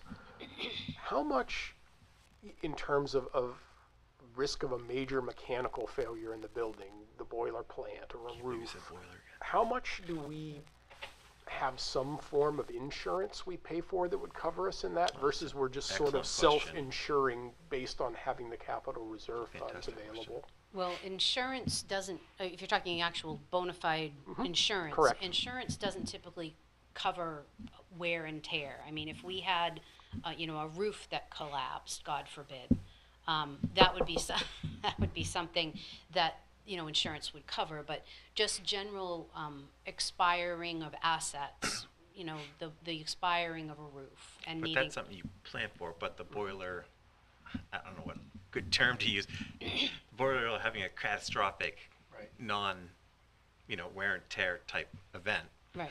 Well, I would say at this Shall we point, say. the risk is quite low, because we just invested a whole lot of money as a town to update most of our systems, most of our structures. As we get further along, that risk increases, right? But so now, if I'm hearing you right, we're kind of in the halo period where if the boiler plant failed, that would be a pretty clear-cut insurance claim because it's very new. Well, and we're still under warranty with some of these Okay. parts. But we are quickly going to be getting out of that warranty period. Some of them already are. Yep. And then just like at your home, you know, you put in a furnace and then you do the regular maintenance on it, you can get a certain finite period of life out of it. But eventually you have to start planning for a repair. Right. I mean, that's the kind of balance I'm trying to figure out. Is we have a great deal of money set aside, and you've identified a couple of things that we already have pieces of it earmarked for. And I agree, capital reserve funds are a great way to pay for something, you know, over time that you know you're going to need. I just want to make sure that we're not essentially keeping a perpetual rainy day fund when the rainy day is likely to be covered by something else. Right. Yeah, No, that's point's well taken. Yeah, the insurance is really an interesting conversation, because I'm sure there must be some sort of insurance that you can get that. I mean, does our insurance cover non-warranty catastrophic events on mechanical systems? You know, our policy covers a bunch of different things, but again, I would akin it to a roof falling in rather than us needing to replace a roof because it leaks. Oh, absolutely. You know, Absolutely. That's the difference. And so you could still have a roof that leaks significantly Sure. that you have to replace, that insurance would say, no, we're not Yeah, of going to course. cover Yeah. that. Yeah. And I You know? do think, I actually mentioned this the other night at the CIP committee. I mean, one of the things it's been wonderful that the community has invested $39 million that they have in the two buildings, but we can't lose sight of the fact that the core of the junior senior high was built in 1924. So there is still a 1924 building underneath there somewhere. And so it's hard to predict what those things might be. I mean, like one example is the roof over the cafeteria where the solar tubes are. I mean, it's there's a potential there. Now, it's not a dramatic potential because we've actually been on top of it, and I think we're very aggressive in trying to stay ahead of things. But those are kind of things it's hard to predict for. Like when is the the natural life of a fully renovated building that was originally built in 1924? I don't know where you hit that point, but we have to kind of plan ahead and hopefully be ready to deal with things when they come up. And please don't get me wrong. I'm not saying that the right answer is 0. I'm just not sure that the right answer is 1.2 million either. Yep. Yeah, and it may well be 1.2 million in 20 years when we know we're going to have to Absolutely. replace, right? And those are the things we need to understand. I think the other thing I'd point out about capital reserve funds, and I think everybody knows this, but is they require board approval. So it's not like you guys can say, oh, I'm going to go grab some another capital reserve fund and go to Avashon and grab a can of spray paint, right? It's it's a more arduous process to use those funds. So. So you have the list of questions up you have. Okay. Phil, did you want to discuss item 7? We skipped item 3, question 3, and I think item 7, question 7 was probably yours. We were just discussing that. That was mine. Oh, was it yours? Yeah. Okay, never mind then. So why don't we go back to number 3, because I think that's more in line with. So question 3 was where do we have contingency funds baked into lines for risk management? Do we continue that practice, or do we use capital reserve funds for these? I mean, one of the things I want to just emphasize is that as we went through the budget process this year, and one of the things we were doing was we were looking for redundancies. We were looking for places where we had money built in that was, like I say, either redundant or was more than was needed. So we have attempted, pretty aggressively to make sure the budget is based on what we anticipate we're going to need, and we have attempted to have, with the exception of the various cycles that we're talking about, building in a cycle for basic repairs, a cycle for IT replacement, things of that sort, we're attempting to not have a lot of extra built into lines beyond that. That being said, clearly the capital reserve funds is a tool that we have in front of us. One specific decision we did make in the budget process, one of the big costs in special education is out-of-district placements. And so when we think about future out-of-district placements, one thing you can say is, okay, what are the current placements you have? But then you also want to be thinking about, okay, then at any time you could have an additional student or two that requires an out-of-district placement. Out-of-district placements can cost anywhere from $40,000, $50,000 all the way up to $300,000. So it's a big range. So I've worked in my previous district. I was going to say I've worked in districts, but I've only worked in one other district. My previous district would actually talked about budgeting for a high cost, a middle cost, and a low cost, and making sure that between the trust fund for the special ed capital reserve and what's built into the budget, that if they had an additional high, middle, and low placement, they could cover it. Personally, I always thought that was excessive because we generally never needed that. In Newmarket, we have $300,000 in the trust fund, so we opted to remove $70,000 with the because we had $210,000 built into the budget that was for placements that we hadn't placed yet. And based on past practice, we felt 140 would cover it, and we also knew we had $300,000 in a trust fund. So we felt comfortable saying, okay, pare that down by 70, know that we've got $300,000 somewhere else if for some reason we end up with more expensive placements. But that's the kind of decision making we tried to do. So as far as what's baked in, I would say what's baked in is regular stuff. Things that we can predict, things that we know we're going to do, that's baked in. To the extent that it's like a substantial additional cost, I think that's where you can use the capital reserve funds. That's my thought. So thoughts, questions? So, well, a couple. One, and also sorry for my tardiness. My day job call. Can you just bring the microphone? I know the person who does our minutes, and she gets very upset if she can't hear. Sorry. Speak directly in the microphone. So to what confidence level do we have, and I don't expect it to be 100, that there's not somewhere in budgets across the district, like 5% of padding with, like, 'cause I know if I own a budget, when I own a budget, I prefer to personally have the padding within my control than having to go to the like central office and be like, hey, we're overspent and I'm gonna need some money. The challenge then becomes that, you know what I'm saying? Like, so Yep. what confidence level do we Well, have? I mean, and I'll let Janet talk to this, but I'll just throw out my 2 cents and then I'll let Janet talk to it too. I mean, good fiscal management, you're anticipating a fund balance of probably around $500,000 is certainly reasonable for a budget of this size.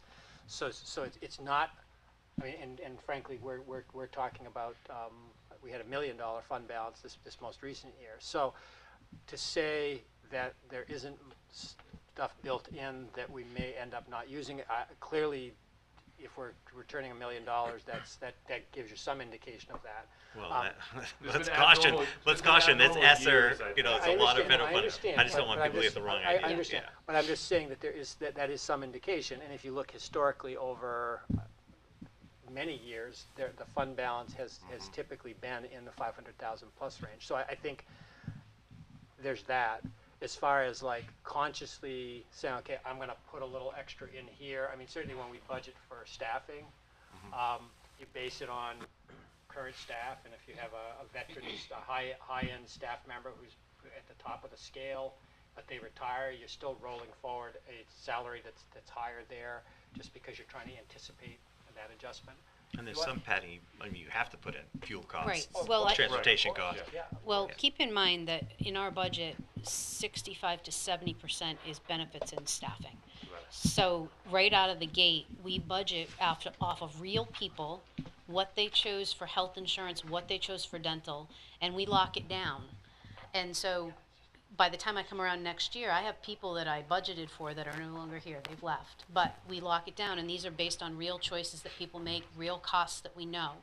So that's 75 to 80% right there that there's nothing baked in. And we've already done our staffing analysis. We've taken out positions or added positions or done that. As for going through the lines, each individual line this year, I really appreciated the way Todd did the budget process this year, because he met with each department head. I was present for all but one of those meetings, and literally for everything, whether it was software or books or supplies, there was an estimate and a detailed listing that each administrator brought of what was going to go into that amount. And we questioned some things. Todd questioned some things, and we said, we pulled some things out, but there was no line that had just a fluff number in it with nothing to support it. Yeah. So while the challenge of working in an organization that does fund accounting is we are budgeting for an unknown a year and a half out. It's not like if you're working in an organization that has an income statement, if your sales go up, your expenses go up, and you can cover that. We have a set revenue.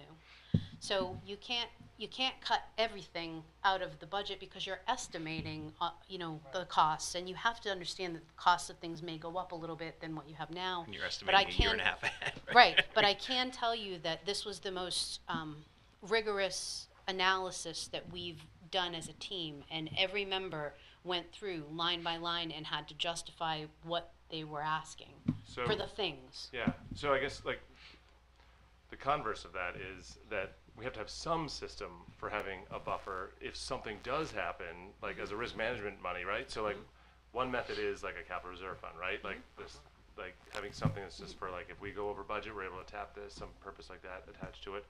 But if we feel confident that historic numbers tell us that based on budgeting, that like we have a certain amount that we feel like is going to be enough to cover any sort of like unforeseen circumstance, then we wouldn't necessarily go the capital reserve fund route. We feel like the budgeting route is it. I just want to make sure, I want to make sure we're not consistently budgeting too high, but we also want to make sure that we have something to fall back on if there's an issue.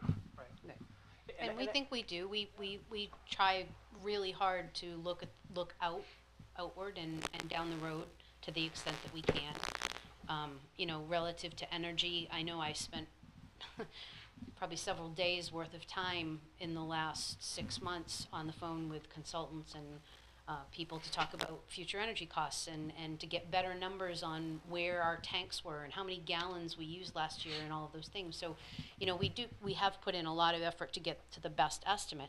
That said, if prices change in the next year, we always are at the whim of that, but hopefully if prices go up in one area, you'll have something else that you're able to offset in another. And when you have a budget that's $24 million, that you should have some places in the budget that you can, can adjust and pivot. And we try to be responsible. We try to be conservative in what we need, but we also don't want to come back here and stand before you and ask to hold a special meeting because we've overspent a budget. That Right. would be my personal nightmare. Which is like the balance, right? Like we don't want to like collect too much for the taxpayer, but we want to make sure that we have enough of space should something happen, right? It's a very delicate dance. Can I ask one more question? Of course. So which gets to a point that may be related to this or may just be a general budget thing. We've had weird years, right? We've had several years where I think it's hard to build any sort of history as to like what's going on in the budget. I am certain, knowing you are planning to do this, but it would be fantastic to see like over the next like few years, like hopefully, knock on wood, like normally years, because who knows what it feels like our budgets probably will be different like in a more normal time than they have been in the previous time. Well, we always do a 4-year look back, but to your point, the last 4 years They is almost only can't count, like, right. they're- They can't. So, but that said, we've been okay, right? So we have been able to weather some of these things. There were things we couldn't run, and then we had over expenditures in other areas. So I think that's kind of a testament to what you're talking about. That who could have foreseen the last 3 years, but we've managed to make it work. So, I think historically. I can't speak for what happened before I got here, but I know that we always give a look back. In fact, I think I gave the administrators, what was it, a 6-year look 6 back, years, yeah. so that they could have some look at a pre-COVID, time. Just, So, I'm very struck with like this idea of like you never go back to normal after a pandemic. no, There's a new no one likes the term new normal. Maybe no one does, but like there's gonna be a new normal, and it feels like whatever that looks like is gonna be operationalized in a unique way in the budget that maybe we haven't seen in the past. That like the budget like numbers may be like in different places. I'm not saying different number. I'm just saying that like To be honest, though, I think the side of the equation we control, which is how much the cost of a Newmarket education is going to be, we control that.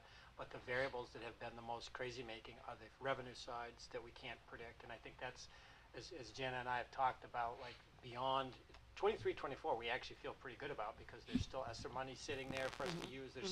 There are resources that are there.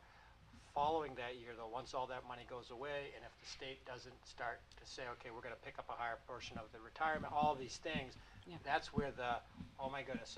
So 23, 24 right now seems pretty manageable. I think 24, 25, that's our biggest question is we just don't know what the revenue picture is going to look like. So we can control our side of the equation. We can't control the revenue side of the equation. right. And that is just as impactful, unfortunately. thank you. All right. Anything else on that capital reserve funds question? 3 or 7. That was 3. We were doing 7 Either. before. Did you want? I know you. Did you have any thoughts on number 7? That was Dan's question. It was so- the answer. I just didn't know if you had anything. Yeah, I appreciate the conversation we had around it. I'm not sure I actually got the answer I was shooting for, though, which is, what is there in the budget if we were to decide to fund some of it out of capital reserves? What's in bounds? They have. I'm sorry. Depends on the. Well, the capital, on a very high level, the capital reserves can only be spent for the purposes that they were voted for. So, Right. and in general, they're very broad purposes. So if it says, for repair and maintenance of facilities, that could be anything. But I think it comes down to maybe getting our arms around, a philosophy that this board supports of how do you want to do that? Do you want to use it as a tool long-term to level off hills and valleys? Or do you want to use it as something that you budget conservatively for and you go for? The only caveat to doing that is that this board can't replenish those funds. It has to go to the taxpayers. So if you get aggressive and you start using these funds for maintaining operations and things like that, you may bump up against that year where the taxpayers say, no, we're not going to put any money back. And then, you know, your philosophy will have to shift again. So I don't know if that answers the question. I mean, I certainly think that it's worth a discussion and worth a discussion about philosophy, but, you know, how we can use them is dictated by what they were voted for, whether we want to use them to support operations or whether we want to use them for long-term planning. That's a decision for this board. And most of them have pretty clear rationale, like maintenance and repair, construction of. Yeah. And it's probably, now's probably a good time to mention too, that one of the, when we give you the proposed warrant, there's one additional, for your consideration of course, but one additional trust fund we were going to recommend creating, and it was a benefit stabilization fund, because one of the, in fact, we hope we won't have bad news for you next week, but maybe we will. We don't know yet. We're getting hints that the insurance rates Way might to come sell in. it. Yeah. That the insurance rates might be going to come in higher than we had anticipated. So that's the kind of situation that you know, you go back 10 or 15 years, it was not uncommon to have health insurance go up 10-15% in a single year, and it was a real killer. So one thought was to create that, but I do think it brings you back to, as Gary said, funds are tied to specific purposes, and that's what you can use them for, and that's why, you know, having one for repairs, one for capital improvements, one for special ed cost overruns, maybe one for benefit stabilization, you know, those are the places that when you say, okay, what is likely to catch you by surprise with a sudden increase, those are generally the places that would happen.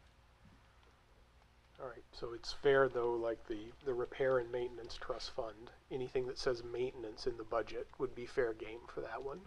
Yeah, it could. I mean, you Legally, know, I'm not saying we want to do Right. this, but No, that- legally, you're this right. is what we can do. You're right. The purposes that were voted on the warrant are what we can use those funds for. So it really comes down to the philosophy of how you wish to use them. Okay. All right, want to move on to number 8? No, go ahead. So, from the budget workshop, it sounded like, so I'm not picking on one, but the School Technology Trust Fund, it sounds like we're in this process of, through general fund, funding replacements of technology.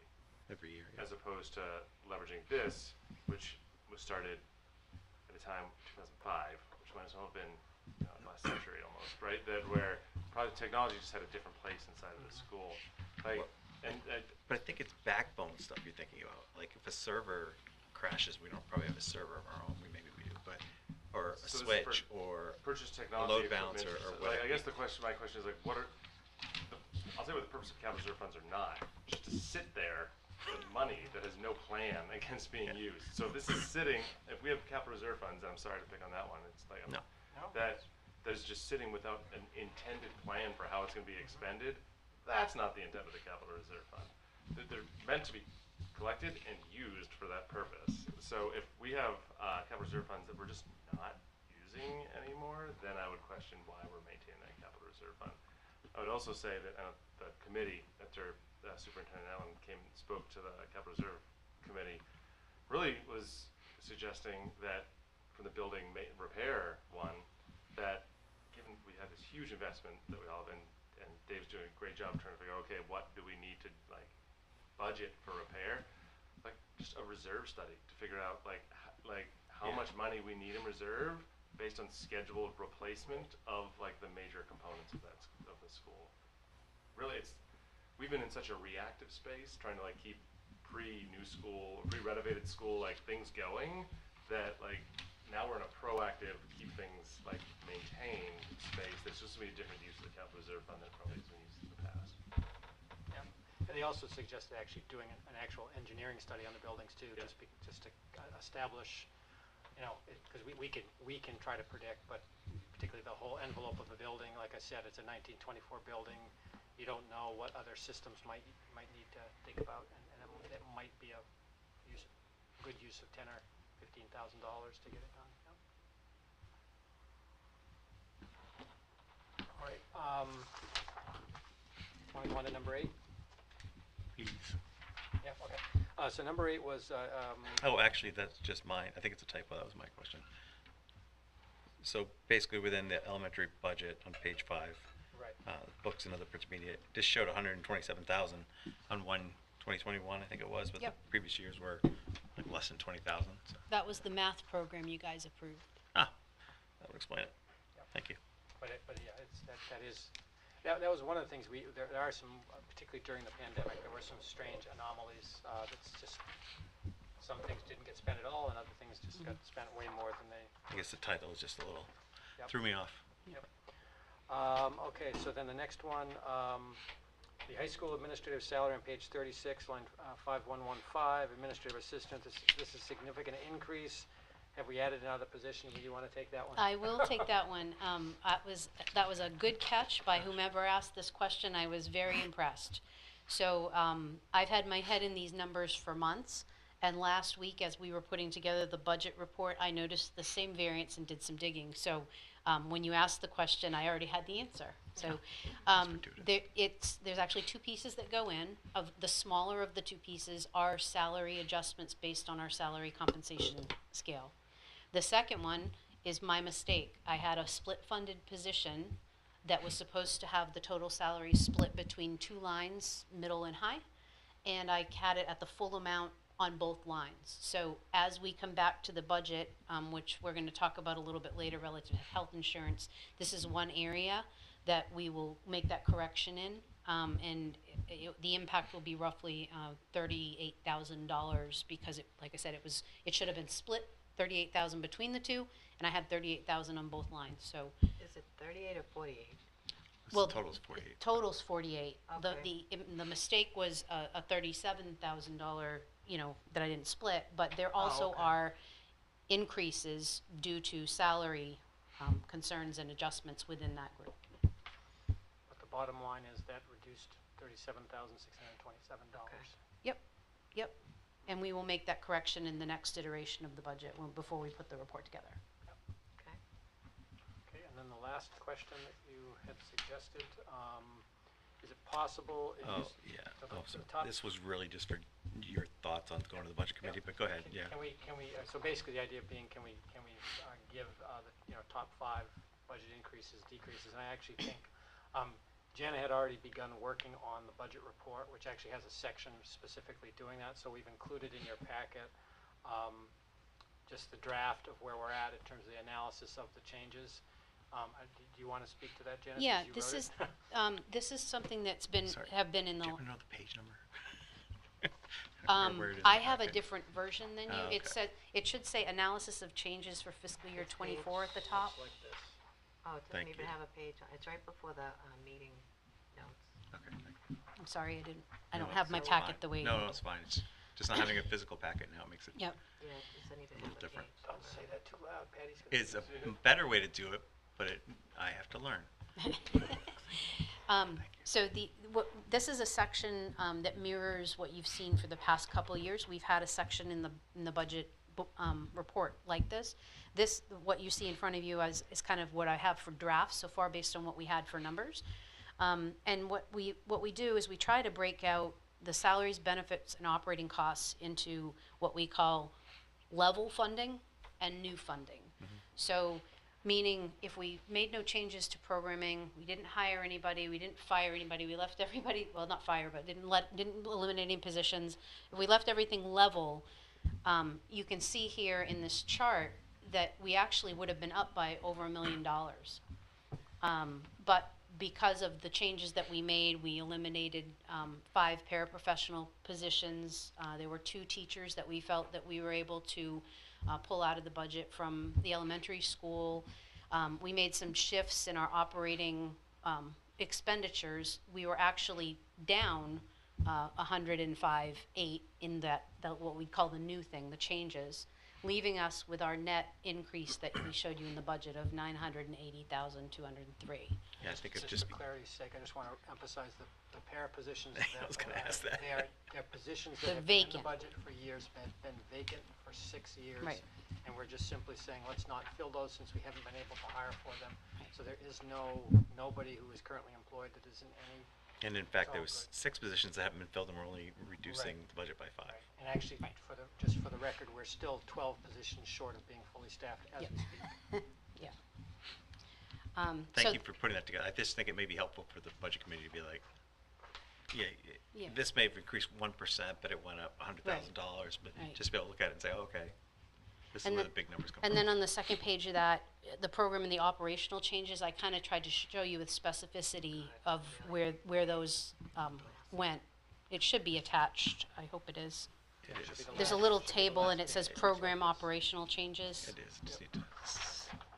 But basically, you know, you can see some of the changes we've already talked about where salaries and benefits have gone down, but you can see food service management companies, we're not going to need to expend 77.3 on food because it's already rolled into our cost of the professional managements. And then you see the ups in the management services, and we have a proposed human resources consultant. So you can see kind of the new pieces that fall outside of salaries and benefits in this display. Can I ask a quick question? Mm-hmm. It was mentioned that there are 2 elementary school positions that are not being budgeted for, and I think during the workshop we said 1, right? Well, there's one that was, we had a retirement last year that was kept in the budget in the event of an enrollment increase. And so that we haven't had anybody in that position. So what is happening this year, we have a retirement and enrollments warrant a lesser staff. So there was a position previously left vacant that has been vacant all along, we are not recommending funding, and then reducing by 1 based on a retirement and shifting things around. Again, to remind you from the workshop, all of our classroom sizes stay well under the guidelines that we have operated under. Yeah, I'm actually really excited to see the human resources. I know it sounds silly, and you and Teresa do a great job, but I think that's going to go a long way to giving some of the school community, some peace of mind that there are other alternatives to, having their matters addressed. So. For sure. Okay. And I think that covers the questions that you have asked. We did want to just take a minute before we finish and kind of follow whatever direction you want to go at this point.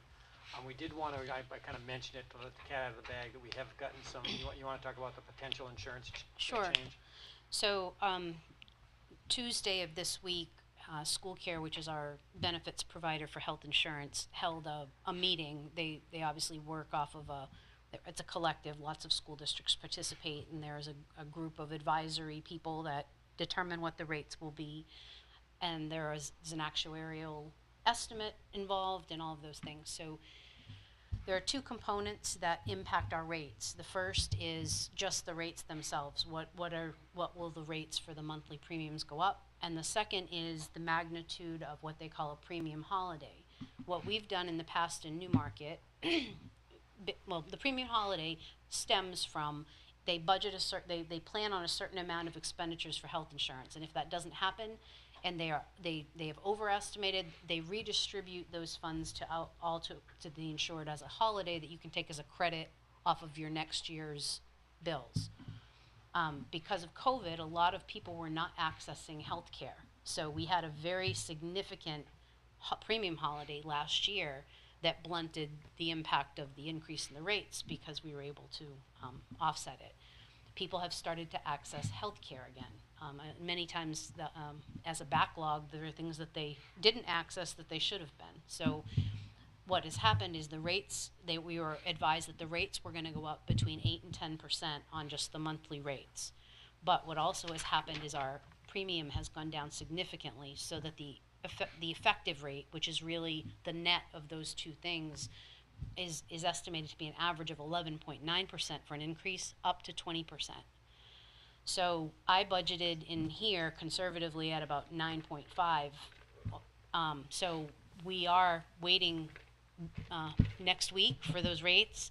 And certainly, if it was a 0.2% increase or decrease, we probably wouldn't go back and revise the budget because it wouldn't be significant.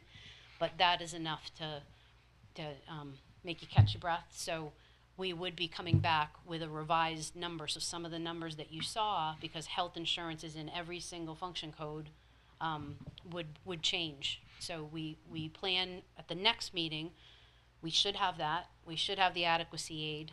And once we have those figures, we should be able to bring back to you kind of a revised budget report, a draft budget report that will show all of those things. We'll highlight any changes from what you saw earlier. But generally, it would be the correction of the point that we talked about earlier with the support staff and the health insurance, unless the board has other recommendations of where you would like us to make And so adjustments. with this is on the back of a napkin kind of calculations, but Jenna and I did have some conversation about what that might mean to the bottom line. So obviously, the budget we presented to you so far is about 3.9% up. We're thinking if it came in at the 11.9, we're looking at like probably a 4%. So we're still hopefully going to be within that parameter that you set. But If it comes in at a 20%. then that's Right. all. That's Right. That's Right.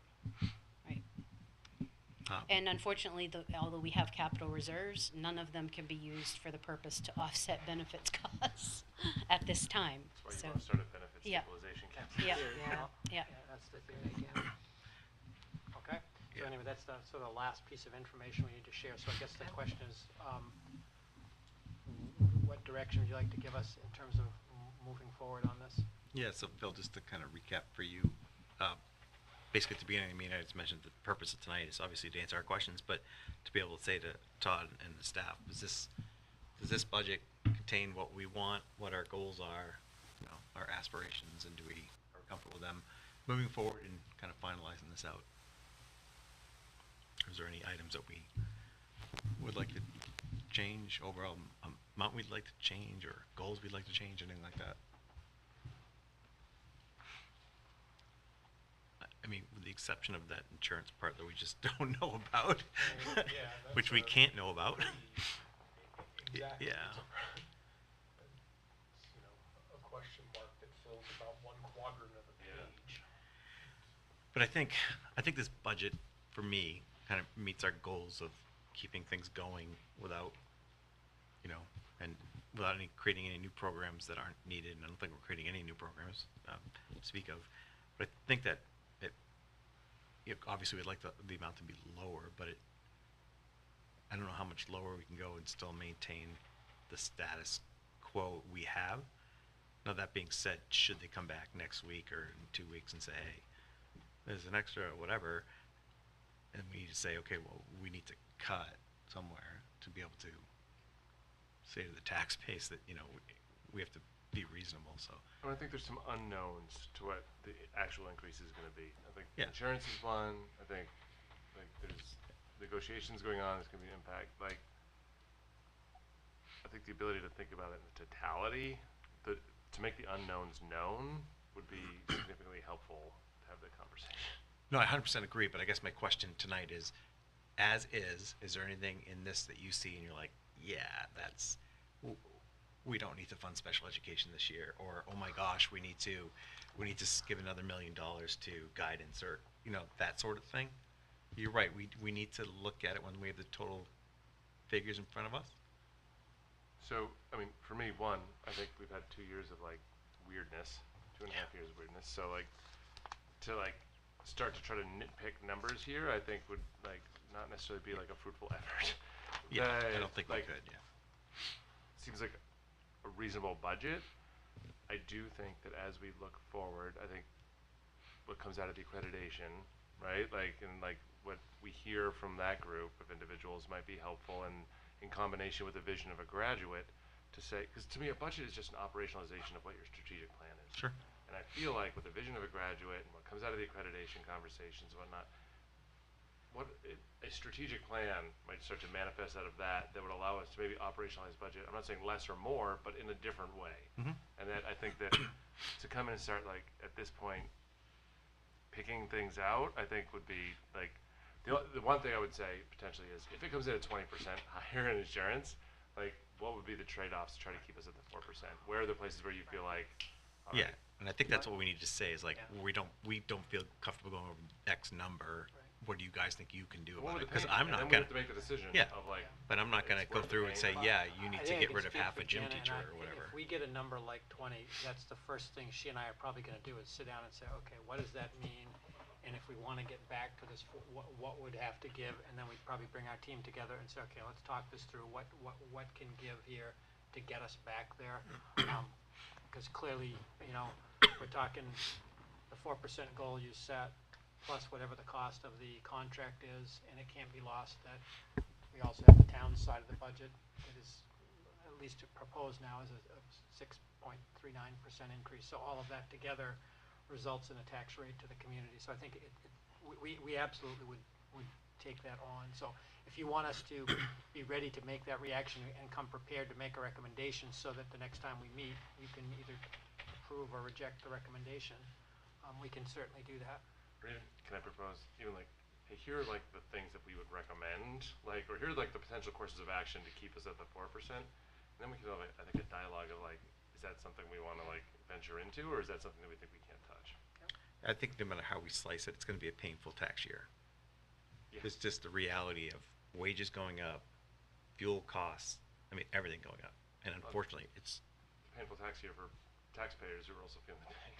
well, that's what I'm saying. It's for them. It's gonna be as, I don't say but significant like, amount, but it's not gonna be, We're also paying fuel. oh, I see what you're saying. They're also, yeah, they're feeling pain at home as well. You're totally right. Everyone's doing it. Yeah, absolutely.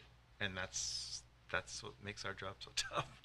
Yeah, so. I agree, and then the one benefit that the administration has that we don't is you have more ability to see the picture in real time. We get a snapshot every 2 weeks that we, you know, it's just tough to react with this many moving pieces still in play.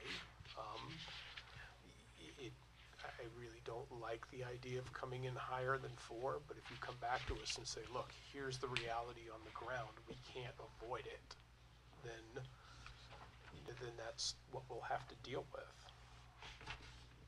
And really in this budget, the only thing that we seem like we're really adding is you're moving a half-time tech position to a full-time tech position and the HR person for 1 day, correct? And that tech person, like that was before Right. you were 1-to-1, which makes sense to me. And then the HR is something that I think, as the board has said, that we're definitely interested in.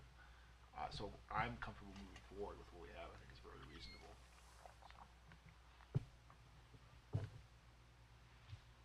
So I guess it's fair to say, yeah, if you could have any kind of pivot in numbers to keep it at 4, based on what we find for the insurance changes, that would be appreciated. You can do that, right, Jenna? Yeah, I've been beating them up to give me rates sooner, but it's just not working. Yeah. Can I ask, how does that work? So with the rate, so when we had that, does the district have an option of how they say that the premium holiday, like to either apply that to the premium or to give that as like a cash out to them? I believe there is an option. We have never taken it as a cashback option. We have always used it to offset rates because what we do is we charge our employees the effective rate, not the rate we get billed. So we have always passed that savings back, you know, to the employees in the form of a reduced premium. We don't charge our employees their biweekly deductions based on the full rate. We take that effective rate that school care has calculated and we charge them the rates that go with that. So we don't have to pay them, like if we didn't do that, we would have to then figure out how much they overpaid in the prior year and we would have to do refunds to people and all of that stuff. So we charge at the effective rate and that's what's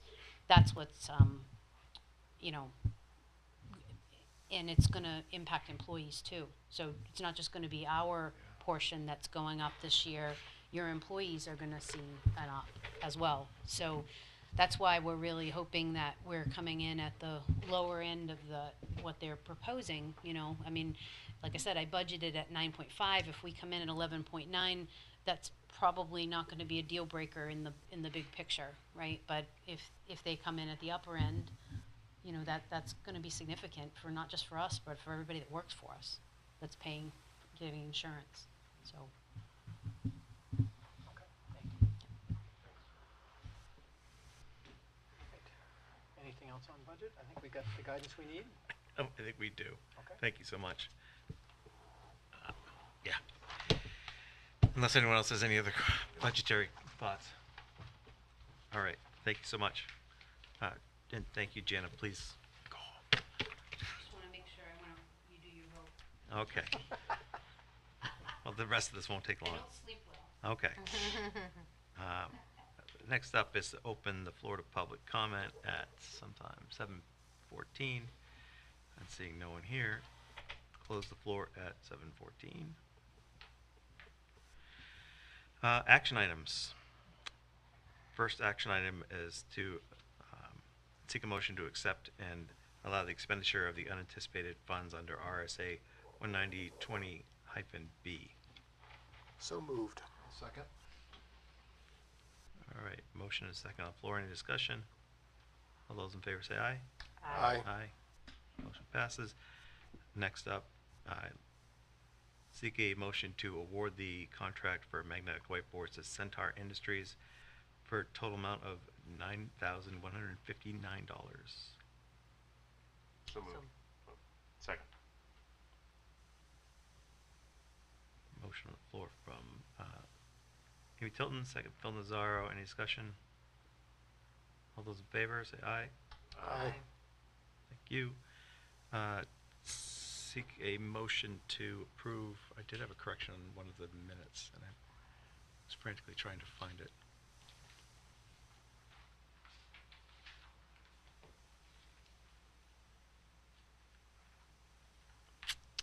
One of the dates was wrong on the minutes.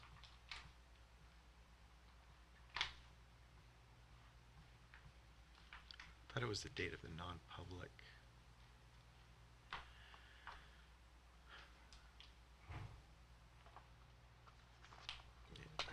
I put a note in there, and I can't find it now. Did you do that, Patty? No, I did it. All right. So I know there's a correction, but I can't find it. So I might bring it up next meeting. This new electronic stuff's killing me. If it's just a date, we can correct that. We don't. Yeah, it's pretty minor, as I recall. I gotta say, I'm very impressed with the new note taker. Very well done. That person totally deserves a raise. Totally. All right, seek a motion to approve. Like, So I had to do it. I'll second it. Second. All right, seek a motion to, so you, we're not, are we really gonna vote on this? All right, would you like to withdraw your motion? Yes. Thank you. I'm like, seriously, we can vote on it. It's $25 per hour. What would you guys like to increase it to? It's the slap happy hour.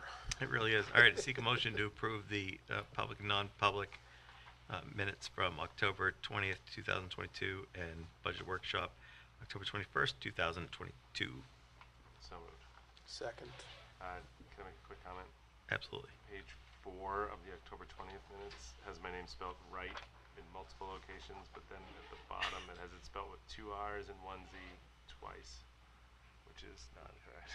Consistently inconsistent. So did we want to retract the previous No, vote on it's a friendly amendment. improving I this? think that could be a friendly. Oh, On which one? What note? Page 4 on October 20th. It's page 21 of the packet. Paragraph C on approving the superintendent's contract. It has 1 Z and 2 R's twice, but it's actually 2 Z's and 1 R, which is the way it's spelled elsewhere. Oh, yeah, you're right. Thank you, Jenna. Thanks, Jenna. Thanks, All right, any further discussion? Oh. All in favor, say aye. Aye. Aye. Motion passes. Anyone have the manifest? Oh, right here. Move to approve the manifest, the amount of $1,043,072.16. I'll second that. Say, I haven't done that in a while. Motion on the floor, and a second.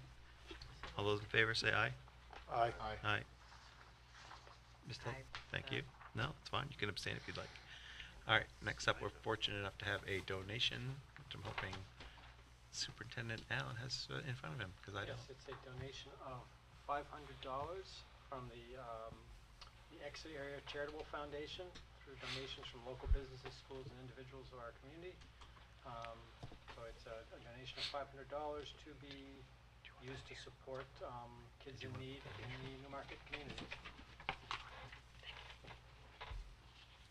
I move that we accept that donation. Thank you very much, Mr. Smith. Second. Second. Oh, Amy. All right. Thank you very much, Exeter Area Charitable Foundation. Any further discussion? All those in favor say aye. Aye. Aye. Excellent.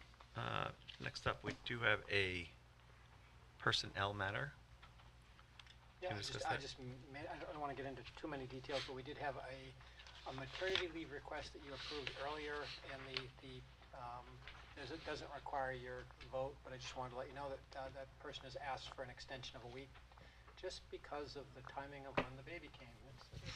That's life. So anyway, I just wanted you to know that, and it is unpaid leave, so there's no financial cost.